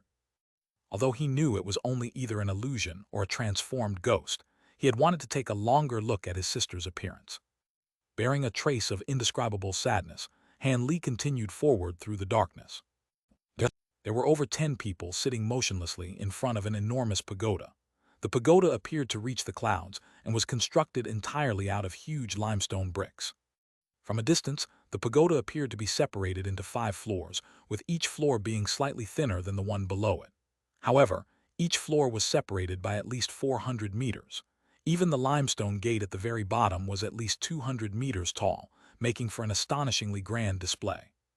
The entire pagoda was covered by a white barrier of light, with everyone resting outside of it with their eyes shut. They appeared like ants compared to the White Tower. A white transportation formation was set up at the center of the resting cultivators. All of the nascent soul cultivators were amongst those resting in front of the pagoda. Apart from Wu Chu and the Bone Sage, there was also a late core formation cultivator there. Han Li, Yuan Yao, the 2-star palace elders, and another late core formation cultivator had yet to appear. Zenith Yin's face appeared calm as if he were without a care. However, he was inwardly anxious. As both were core formation cultivators, Han Li should have arrived here at the same speed Wu Chu had. At that moment, a flash of white light appeared at the center of the transportation formation, revealing a silhouette. Man Huzi and the other Devil Dao cultivators opened their eyes to see, but a moment of disappointment flashed from their eyes as it was the masked Yuan Yao who appeared. When the woman saw so many nascent soul eccentrics simultaneously gaze at her, her heart dropped, but she soon forced herself to silently walk out of the formation as if nothing were wrong. Coincidentally, just as the woman walked off the formation, it flashed once more to reveal Han Li. Zenith Yin unconsciously smiled with raised eyebrows. Man Huzi and Layman Qing Yi silently glanced at each other, expressing their relief. Just as Han Li appeared, he was surprised to find Yuan Yao in front of him. After glancing at her with a slight smile, he walked towards Grandmaster Zenith Yin and saluted before standing behind him. Zenith Yin was very pleased to see Han Li behave so dutifully to his revered master. He turned his head and nodded to Han Li without saying anything else. As expected, he wasn't about to embarrassingly raise the topic of having Han Li return the matron screen pearls to him here. Equivalently, Man Huzi didn't ask for his treasured armor back. It was as if these people had deliberately forgotten lending these treasures to Han Li. When Han Li appeared, he saw that the cultivators were all sitting still without any intention to move, as if they were waiting for something. At that moment, Han Li discovered the huge pagoda in front of him and was greatly amazed. So this is the inner halls. It's very different from what I had imagined, Han Li inwardly muttered. He then took a moment to shoot a stealthy glance at the Bone Sage. He was near the back, sitting in earnest meditation. He didn't appear to notice Han Li's gaze. Bone Sage's voice suddenly arrived at Han Li's ear without warning. "Youngster, turn your sights elsewhere. Take care not to reveal me to my traitorous disciple. Rest assured, I've already made plans on how we will deal with Zenith Yin with complete confidence in success. However, the opportunity will only arise after you use the bludgeoned spider to seize the Heaven Void Cauldron. I will act after that. Remember, do not send me any voice transmissions. We can't expose the act. Han Li's expression remained calm as he listened, and then turned his gaze elsewhere. There will be an opportunity after seizing the treasure. What does he mean? Could it be that this old devil also wishes to acquire the Heaven Void Cauldron?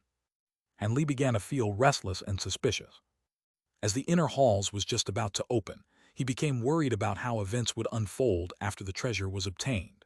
Regardless of whether or not he succeeded in obtaining the Heaven Void Cauldron, what happened afterwards would be anything but good for him.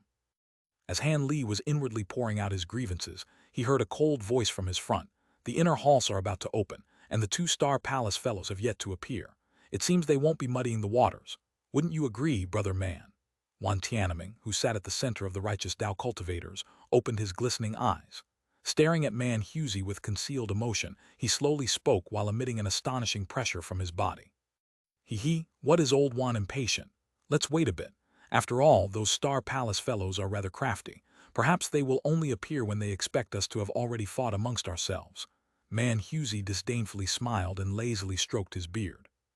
When Wan Tianming heard this, he appeared somewhat pensive, but he soon nodded his head and shut his eyes once more as if approving of Man Husey's words. 2 hours later, a series of violent tremors suddenly shook the ground.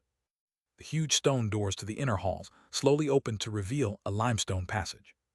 Even at a distance, the passage appeared lofty and expansive.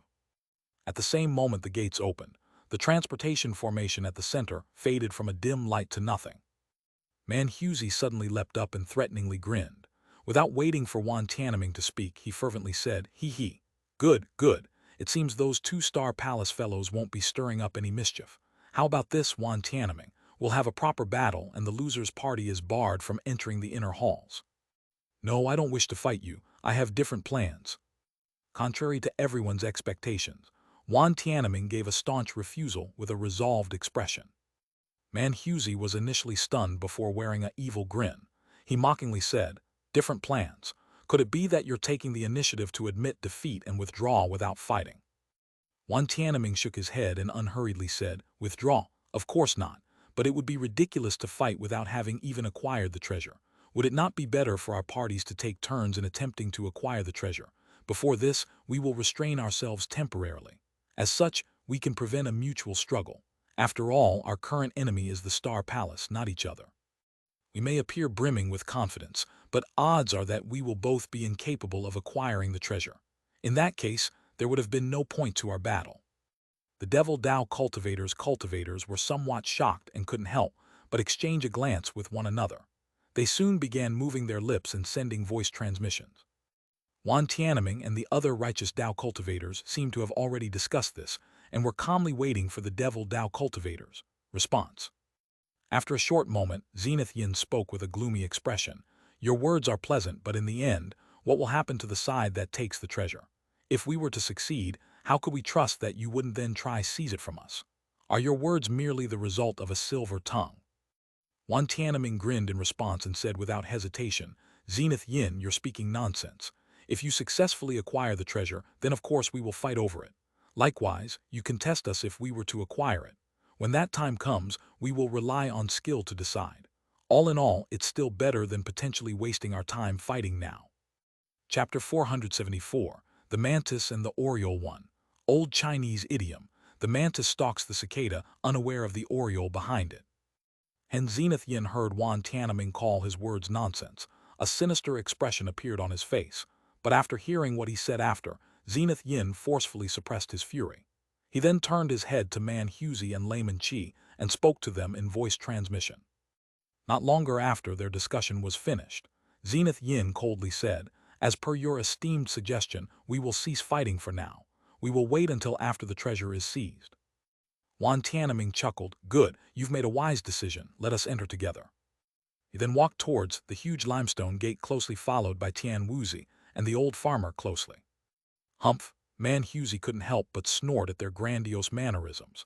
His gaze then suddenly swept to Yuan Yao and the core formation cultivator that Han Li didn't recognize with an ominous glint in his eyes. At that same moment, the two paled under Man Husey's malicious gaze. They turned into a streak of yellow and red light, rushing towards the stone pagoda. Man Husey evilly grinned. "Where do you two think you're going?" He rubbed his hands and then waved towards them, shooting out two streaks of gold light in an instant, striking at them from behind. The male cultivator in the yellow light released a miserable shriek before he tumbled to the ground. He was then swept up by the golden light and was split apart, scattering across the ground as a dismembered corpse. As for when the golden light neared Yuan Yao's red light, several bursts of blinding green flames temporarily scattered the golden light. As if spurred on by this, her red light transformed into a scarlet-red bird and became even faster. After shooting past the golden light in a blur, she passed through the stone pagoda's entrance and disappeared. "Yi, that's odd," Layman Qingyi softly said with a frown. Layman Qingyi and Zenith Yin didn't care about Man Husey's actions, but upon seeing Yuan Yao escape Man Husey's attack, they couldn't help but be surprised. "Man Husey, what is the meaning of this? Why did you attack the innocent?" Tian Wuzi turned around and spoke with an angry expression. Man Husey gazed at the old Taoist with an uncaring expression and callously said, "I wasn't in a good mood. What does it matter to you if I kill a few strangers? Could it be that you wish to seek justice on their behalf, or do you just want to personally test my heaven-bearing devil arts?" "You!" Without turning his head, Wan Tianming shouted, "Enough, Tian Wuzi. Those two weren't members of the righteous Tao. Leave them be. We have more important matters to attend to." Tian Wuzi could only hatefully glance at Man Husey after hearing this and begrudgingly turned around. Not long after this event, the righteous Tao walked through the stone gate and entered the inner hall. Zenith Yin glanced at the righteous Tao cultivators as they left and applauded Man Husey with a sinister smile. "Brother Man did well in attacking them. We don't want any annoying rats scurrying around us before the big event." Those two core formation cultivators actually wished to enter the inner hall and take advantage of the chaos for their own gain. The living are always so impatient. Unfortunately, there's still one person here who Brother Man hasn't killed. Having said this, his gaze fell upon the Bone Sage. The Bone Sage was calm and indifferent, appearing as if Zenith Yin was talking about someone else entirely. Man Husey expressionlessly said, "This person has somewhat of a connection with me. As he had done me a favor, it is natural that I do not attack him. You two are also forbidden from disposing of him." Zenith Yin narrowed his eyes and carefully examined the Bone Sage, confirming whether or not he recognized this person. He then ambiguously said, "Since he is a junior with relation to Brother Man, it is only natural that we won't dispose of him. Although, it is quite surprising that Brother Man would accept a favor from someone." Man Husey's face grew cold and he intensely glared at Zenith Yin. "He. Zenith Yin, you dare to interrogate me?" "How could I possibly? I was merely a bit curious. If Brother Man doesn't wish to answer, then so be it. But it seemed the black-robed woman who escaped should have significant origins. Brother Man has best be careful." Zenith Yin conceded the matter with a chuckle, but his last words seemed to carry a heavy meaning. Man Husey was silent for a moment before gloomily saying, "I am not blind. Did you think I didn't see her use Old Devil 3 Yang's Azure Flame Blast? Apart from his most intimate disciples, no other disciples of the Azure Yang sect could possibly acquire such an item. How else could that young woman have possibly escaped death?" It seems I was needlessly meddling." Seeing that Man Husey's expression was far from good, Zenith Yin tactfully said nothing else. "It is no matter. Even if that woman is important to Old Devil 3 Yang, Brother Man has nothing to fear, given his cultivation. However, it is currently a crucial period of conflict in the scattered star seas between the Star Palace and both the Righteous and Devil Daos. The Old Devil's abilities are significant, and despite originating from the Devil Dao, he isn't aligned to either of the sides involved. As such, we had best avoid having this man become our enemy. Let's spare the girl." The Confucian-robed old man smoothed the matter over from the side. Man Husey stiffly nodded his head and said no more. It was clear from his actions that he held great fear in his heart towards Old Devil 3 Yang. The stream of events left Han Li with heavy, complicated feelings. All sorts of distracting thoughts began to flood his mind. A core formation cultivator had been killed right in front of him, as easily as one would step on an ant. Yet how did Yuan Yao manage to avoid such a fate? Since when did the Bone Sage force a relationship between him and Man Husey, one of the top figures among the Devil Dao? It was no wonder why he was so calm. As for Yuan Yao, she seemed to have some sort of relationship with that Old Devil 3 Yang. someone who could inspire fear in a hegemon such as Xianxia. These thoughts simultaneously bounced around in his head, and he was unable to clearly arrange them for the time being. He could only wordlessly pay attention to what Xianxia and the others were saying in that hopes that he could gather some information that would allow him to form a dependable plan. But unfortunately, Layman Qingyi's next words ended the conversation. "Let's quickly enter the inner hall. The righteous Dao fellows won't wait for us. We can't let them stealthily leave us behind." Layman Qingyi glanced at the huge passage beyond the stone gate and wrinkled his brow.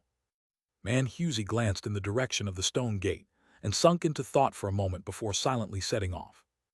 Zenith Yin and Qingyi glanced at each before following after them with relaxed expressions.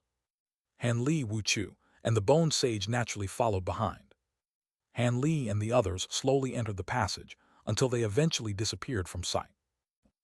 3 hours later, the darkened transportation formation suddenly shone with dazzling light, followed by the emergence of two silhouettes from the formation. They were the Star Palace elders. At that moment, the two were cautiously looking around.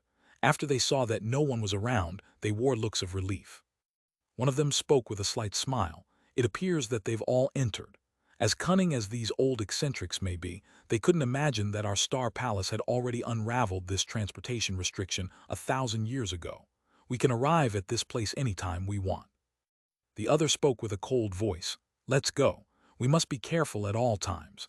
We cannot allow this secret to be easily revealed unless they actually manage to extract the Heaven Void Cauldron." Of course, the first to speak nodded his head in approval. With that said, the two shot toward the stone gate as two streaks of white light. Han Li was walking behind Zenith Yin and was unexpectedly beside Wu Chu, much to Han Li's displeasure. Possibly due to what Zenith Yin had said to Wu Chu before, Wu Chu acted very cordially to Han Li on the way. He would on occasion talk about some trivial matters with Han Li as to avoid treating Han Li coldly. It was as if his hateful gaze from before had come from an entirely different person. But the further this fake act continued, the gloomier Han Li felt. Han Li couldn't help but bitterly laugh to himself in his mind. Did Zenith Yin hint to Wu Chu that they would kill me after they acquire the treasure? Is that why Wu Chu is acting so differently? Although he was very much worried underneath, Han Li spoke to Wu Chu with a smile, producing a fake atmosphere between the two. Even those over 30 meters away could clearly make it out. Still, Zenith Yin and the others turned a blind eye to the two as they continued forward. Ever since the three nascent soul eccentrics had entered the inner hall, they had become solemn in contrast to their relaxed, easy attitude from before. But what baffled Han Li the most was that, even after such a long period of time had passed, nothing had occurred. They had neither encountered any restrictions nor dangers. Could it be that they had triggered some sort of restriction after entering the stone gate? With that thought, Han Li couldn't help but further examine his surroundings. Chapter 475, Wolf Head Puppets. Han Li and the others were currently walking through a maze-like series of intersecting stone passageways. Each intersection had a stone gate inscribed with strange talisman characters. These stone gates were identical in size, over 30 meters wide and in the shape of a square. They would always point in the directions of either north, south, east, or west, seemingly at random. However, they all radiated a faint white light. They were clearly affected by some sort of restriction.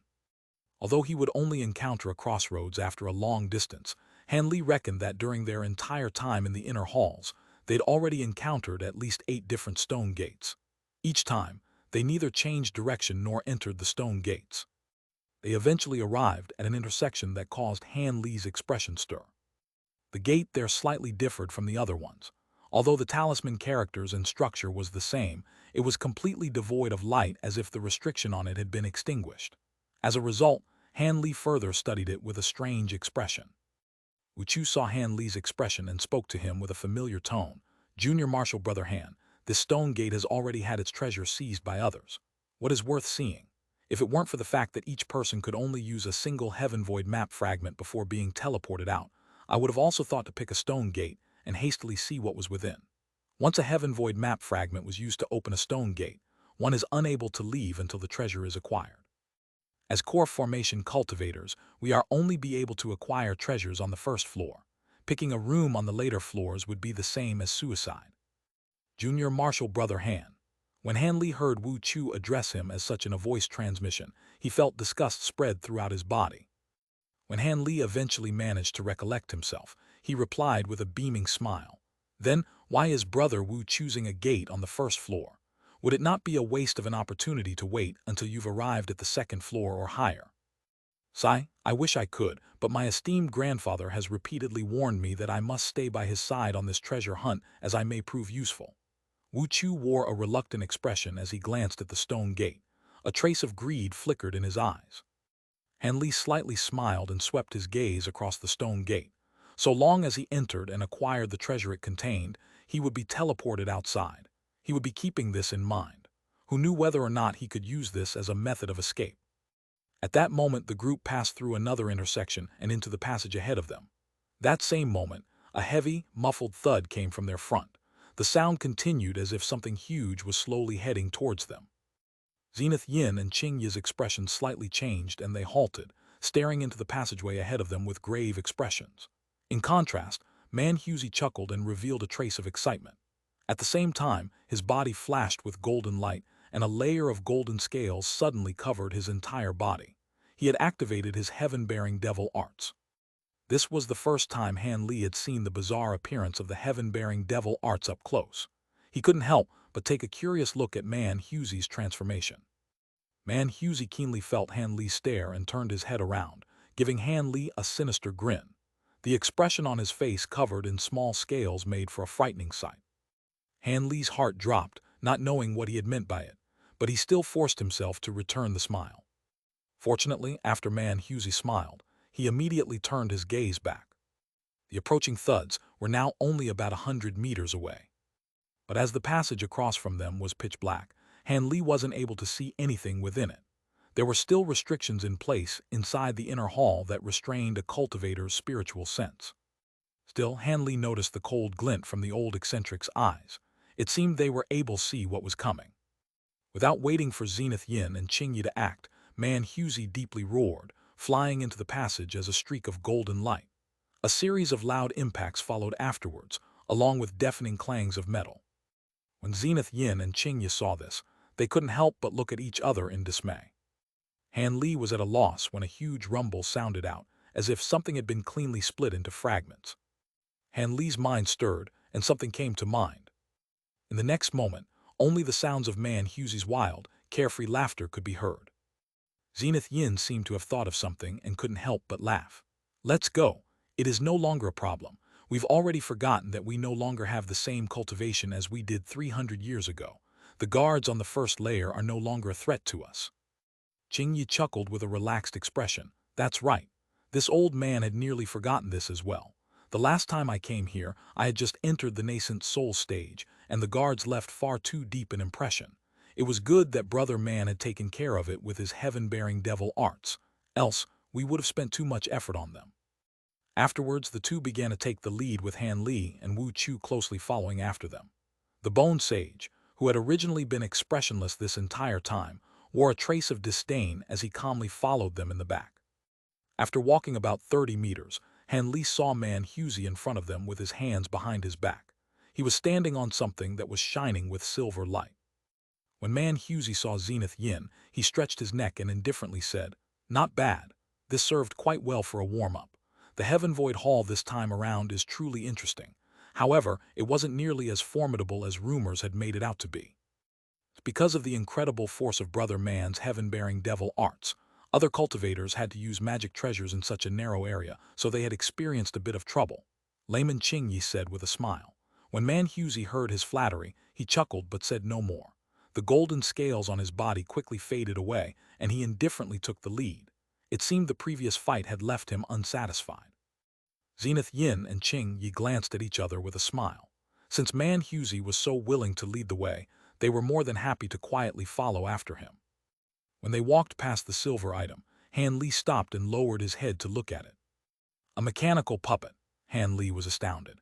It was indeed a puppet, but what grade of puppet was this to have not been instantly destroyed by a mid-nascent soul stage cultivator? Most of what was scattered across the ground were pieces of an unknown silver metal. Apart from this, there was a ruined half of a golden wolf's head, and several pieces of jet black, thick and reflection-esque blades, as well as an assortment of several other oddities. As the bone sage quickly passed him by, he indifferently said without turning his head, "Don't bother to look at them. While these items are certainly rare, they cannot be used to refine any magic treasures. Those that entered here long before have already tried." Han Li was surprised by this, but he continued to look at the ground as if he hadn't heard. His gaze fell upon a sparkling, dark green gem on the ground. Its extremely cold aura gave Han Li a remarkable impression. After muttering to himself for a moment, Han Li immediately placed these items into his storage pouch with a sweep of his hand before rejoining the others. Han Li's thoughts were quite simple. Even if these items were truly useless, he could learn a bit about the ancient cultivators' achievements in puppet techniques from the puppet's composition and the refinement techniques used to create them. After all, the highest grade puppets in his puppet sutra were grade 4 puppets, equivalent to only late foundation establishment cultivators at false core stage. This was the huge tiger puppet that consumed an entire mid-grade spirit stone with a full-powered strike. 1. Chapter 229. The puppet with the golden wolf head was stronger than an early core formation cultivator. Although Man Husey dealt with it like child's play without using any powerful magic treasures, Zenith Yin's and Layman Qing, his serious attitudes towards indicated that it was unordinary. With such good items at hand, it was only natural for Han Li to want to leave and research it. But as things stood, there would be no such opportunity for him to slip away into a stone gate and escape with a treasure as well. He understood all too well that despite walking ahead of him, the three nascent soul eccentrics were watching his every move through their spiritual sense. Wanting to stealthily slip away through a stone gate was merely wishful thinking. With Han Li's temperament, it felt somewhat intolerable to leave such a treasure trove empty-handed. For now, he could these puppet fragments as a consolation prize from the inner halls. As for the treasures of the heaven-void cauldron, Han Li knew better than to have such fanciful expectations. Chapter 476, The Second Floor. After their first encounter with the wolf head puppet, they encountered more puppets in quick succession. But under the unyielding transformation of the heaven-bearing devil arts, Man Husey smashed them into pieces as if they were made of clay. Zenith Yin and Qing Yi didn't need to help the slightest. With each encounter, Han Li bluntly gathered and put away the remains of each puppet, much to the confusion of the Bone Sage and Wu Chu. As for the nascent soul cultivators, they turned a blind eye to Han Li's actions. However, it was clear that they walked a path different from Wan Tianming's party. When Han Li saw that the Devil Dao cultivators were still calm and unhurried, Han Li knew that these old devils probably had an approximation of where they were. But ever since they started encountering the puppet guards, Zenith Yin and the others no longer continued straight ahead and began to take turns.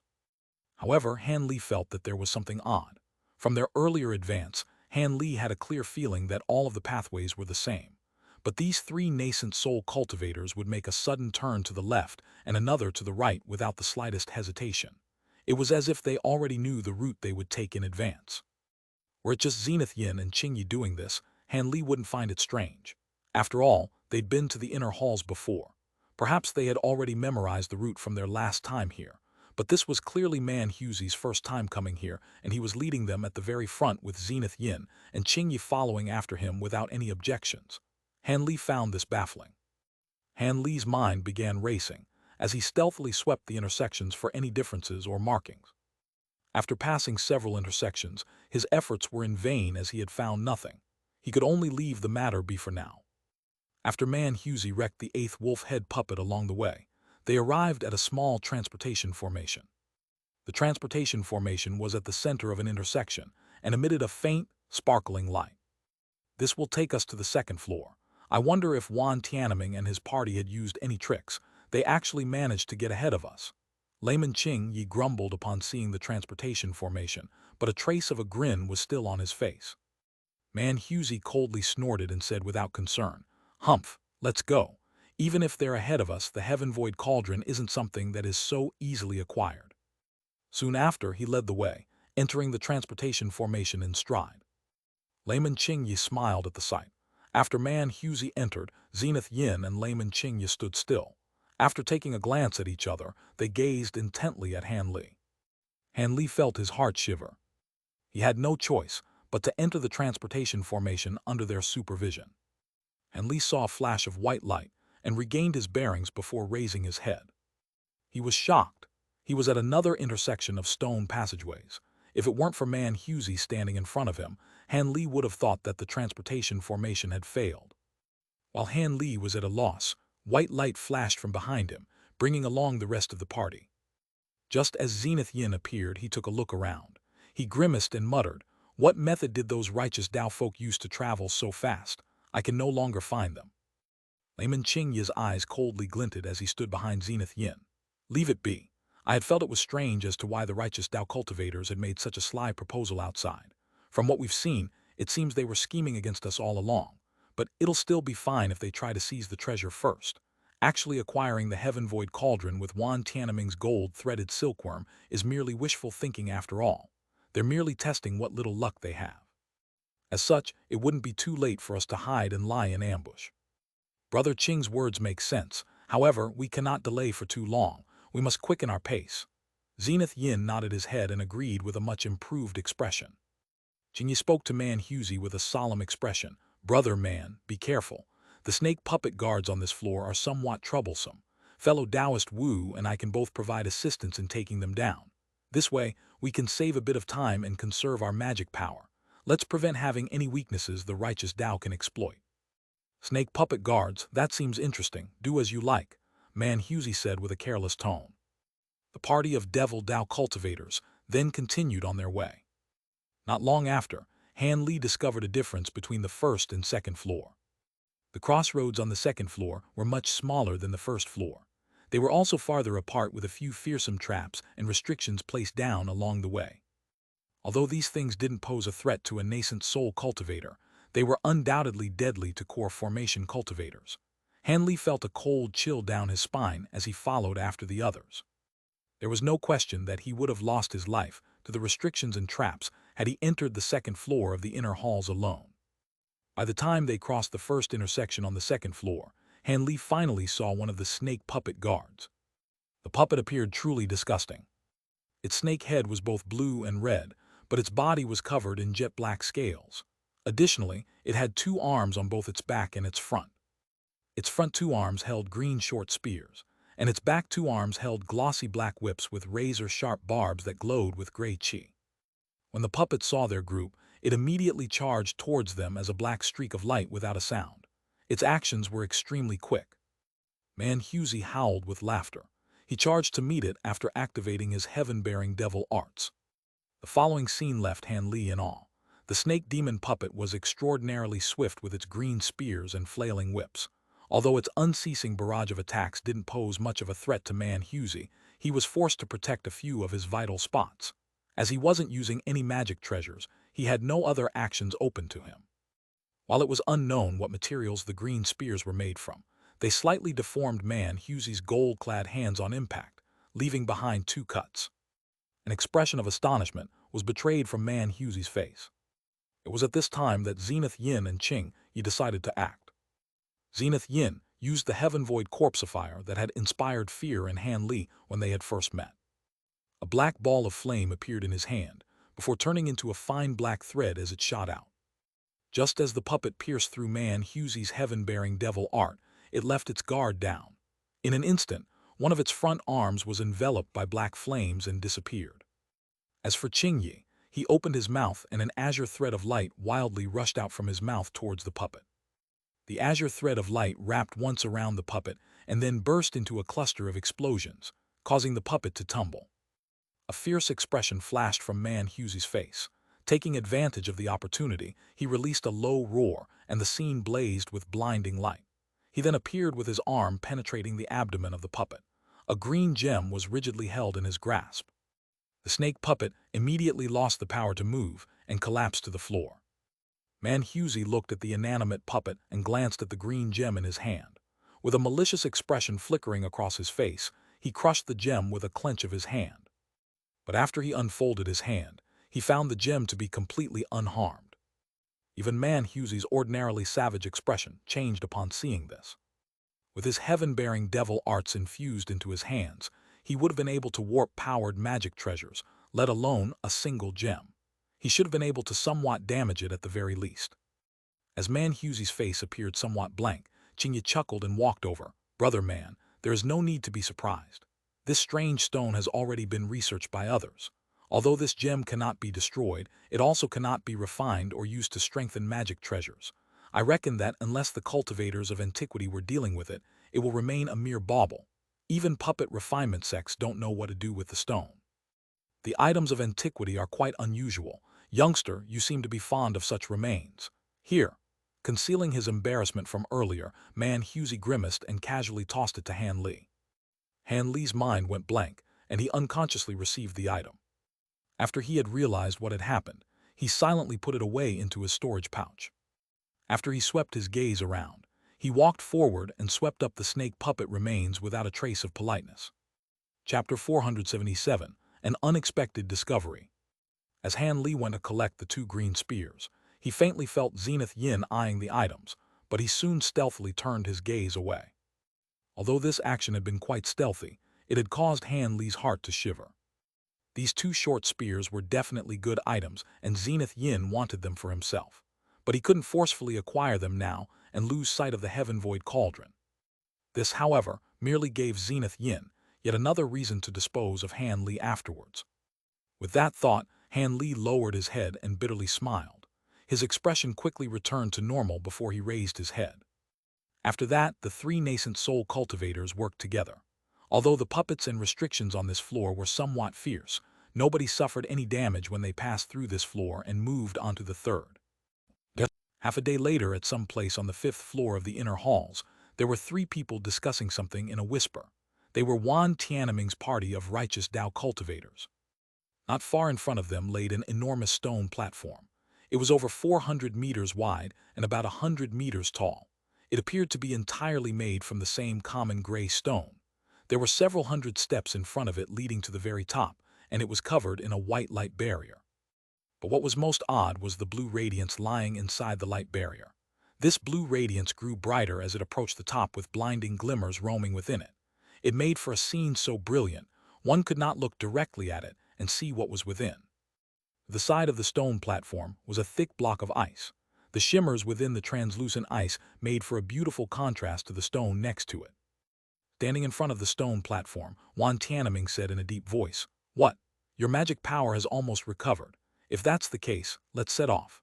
Although we're using the Divine Fate Sect's creation rights to evade the puppet guards, we still don't have much time. Man Hughesy's heaven-bearing devil arts should be able to deal with the puppets with ease.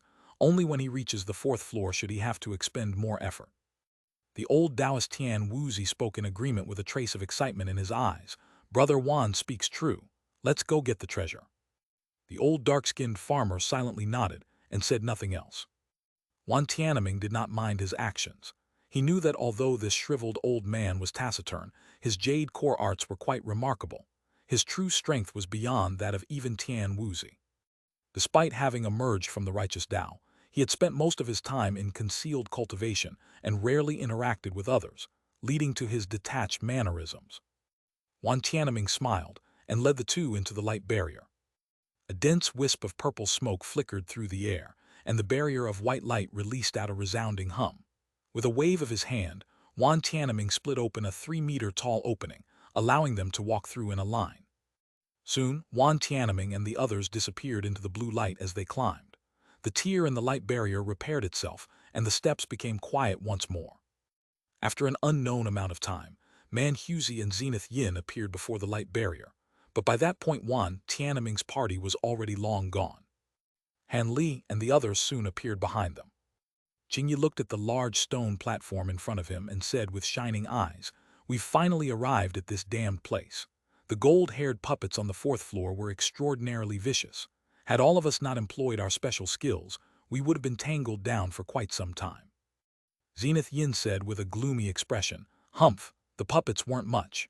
The restrictions we encountered on the 3rd floor were quite difficult to break, consuming much of our time. Else, we would have arrived here earlier." What is the point of saying such nonsense after already arriving? First, let's see whether or not Wan Tianming's group have already went to seize the treasure. Man Hughesy frowned and spoke with impatience. Zenith Yin appeared somewhat displeased by his words, but he didn't respond. Wearing his ordinary expression, Layman Qingyi chuckled and said, "Relax, brother man.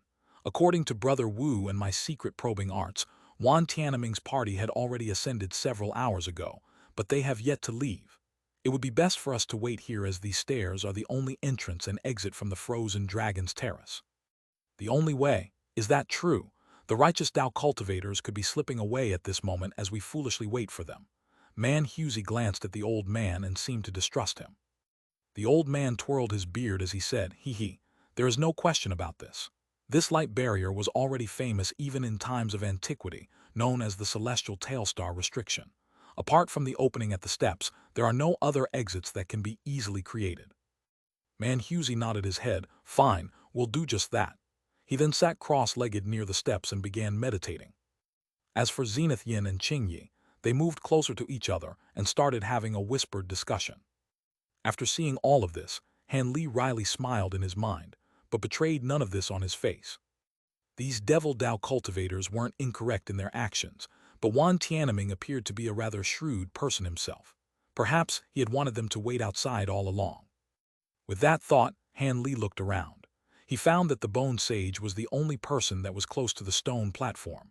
He gazed into the white light barrier as if he were thinking of something. Han Li's expression stirred. This was a good opportunity to have another discussion, but he soon had second thoughts. This old devil forged a relationship between him and Man Husey. Han Li's value to him should have decreased tremendously. It was most likely that he had the same thoughts as Zenith Yin, to use his blooded spiders to acquire the Heaven Void Cauldron and then dispose of him afterwards. Why else would he forgo this excellent opportunity to kill Zenith Yin? It must be to first acquire the treasure. If he were to take the initiative to contact him, he would merely be allowing the Bone Sage to see through his doubts. The situation could only become worse as a result. It seems he would have to rely on himself to plan for his escape. With that in mind, Han Li's gaze unconsciously turned cold as he looked at the Bone Sage. The Bone Sage seemed to have perceived something and turned his head, happening to see Han Li. Han Li inwardly cursed and immediately restored his normal expression.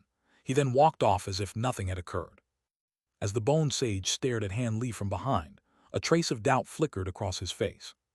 At that moment, Han Li was leisurely circling around the huge stone platform, along with the light barrier that surrounded it. As Zenith Yin and the others doubted it was possible for an early core formation cultivator to escape from the 5th floor, Han Li was relieved to find that he was allowed to move as he wished. Not longer after, Han Li was by himself behind the back of the platform. There was a limestone wall that opposed the light barrier covering the stairs. The wall was inscribed with a few strange beasts from ancient times, along with a few talisman markings. It wasn't particularly notable. Han Li had seen many of these walls inside the inner hall and knew that they possessed no profound restrictions. But even nascent soul cultivators had no method of breaking the wall. As such, even if Han Li knew that the wall led to outside the inner halls, he was completely powerless. Han Li inwardly cursed the ancient cultivators for making their inner halls damned impenetrable and fiercely slapped the stone wall out of overwhelming frustration. The slap released a muffled thud. He walked off for about 4 steps before he made a sudden stop. He then slowly turned around with an expression of complete disbelief. Were it a common cultivator who had heard this noise, they may have left without a care, as the sound wasn't anything that was particularly notable. However, Han Li was someone that had emerged from a sect in Jianghu. He had previously researched quite a bit about hidden room mechanisms. From that recent sound, he was able to tell that the limestone wall was hollow. Han Li couldn't believe himself. He truly doubted his inference.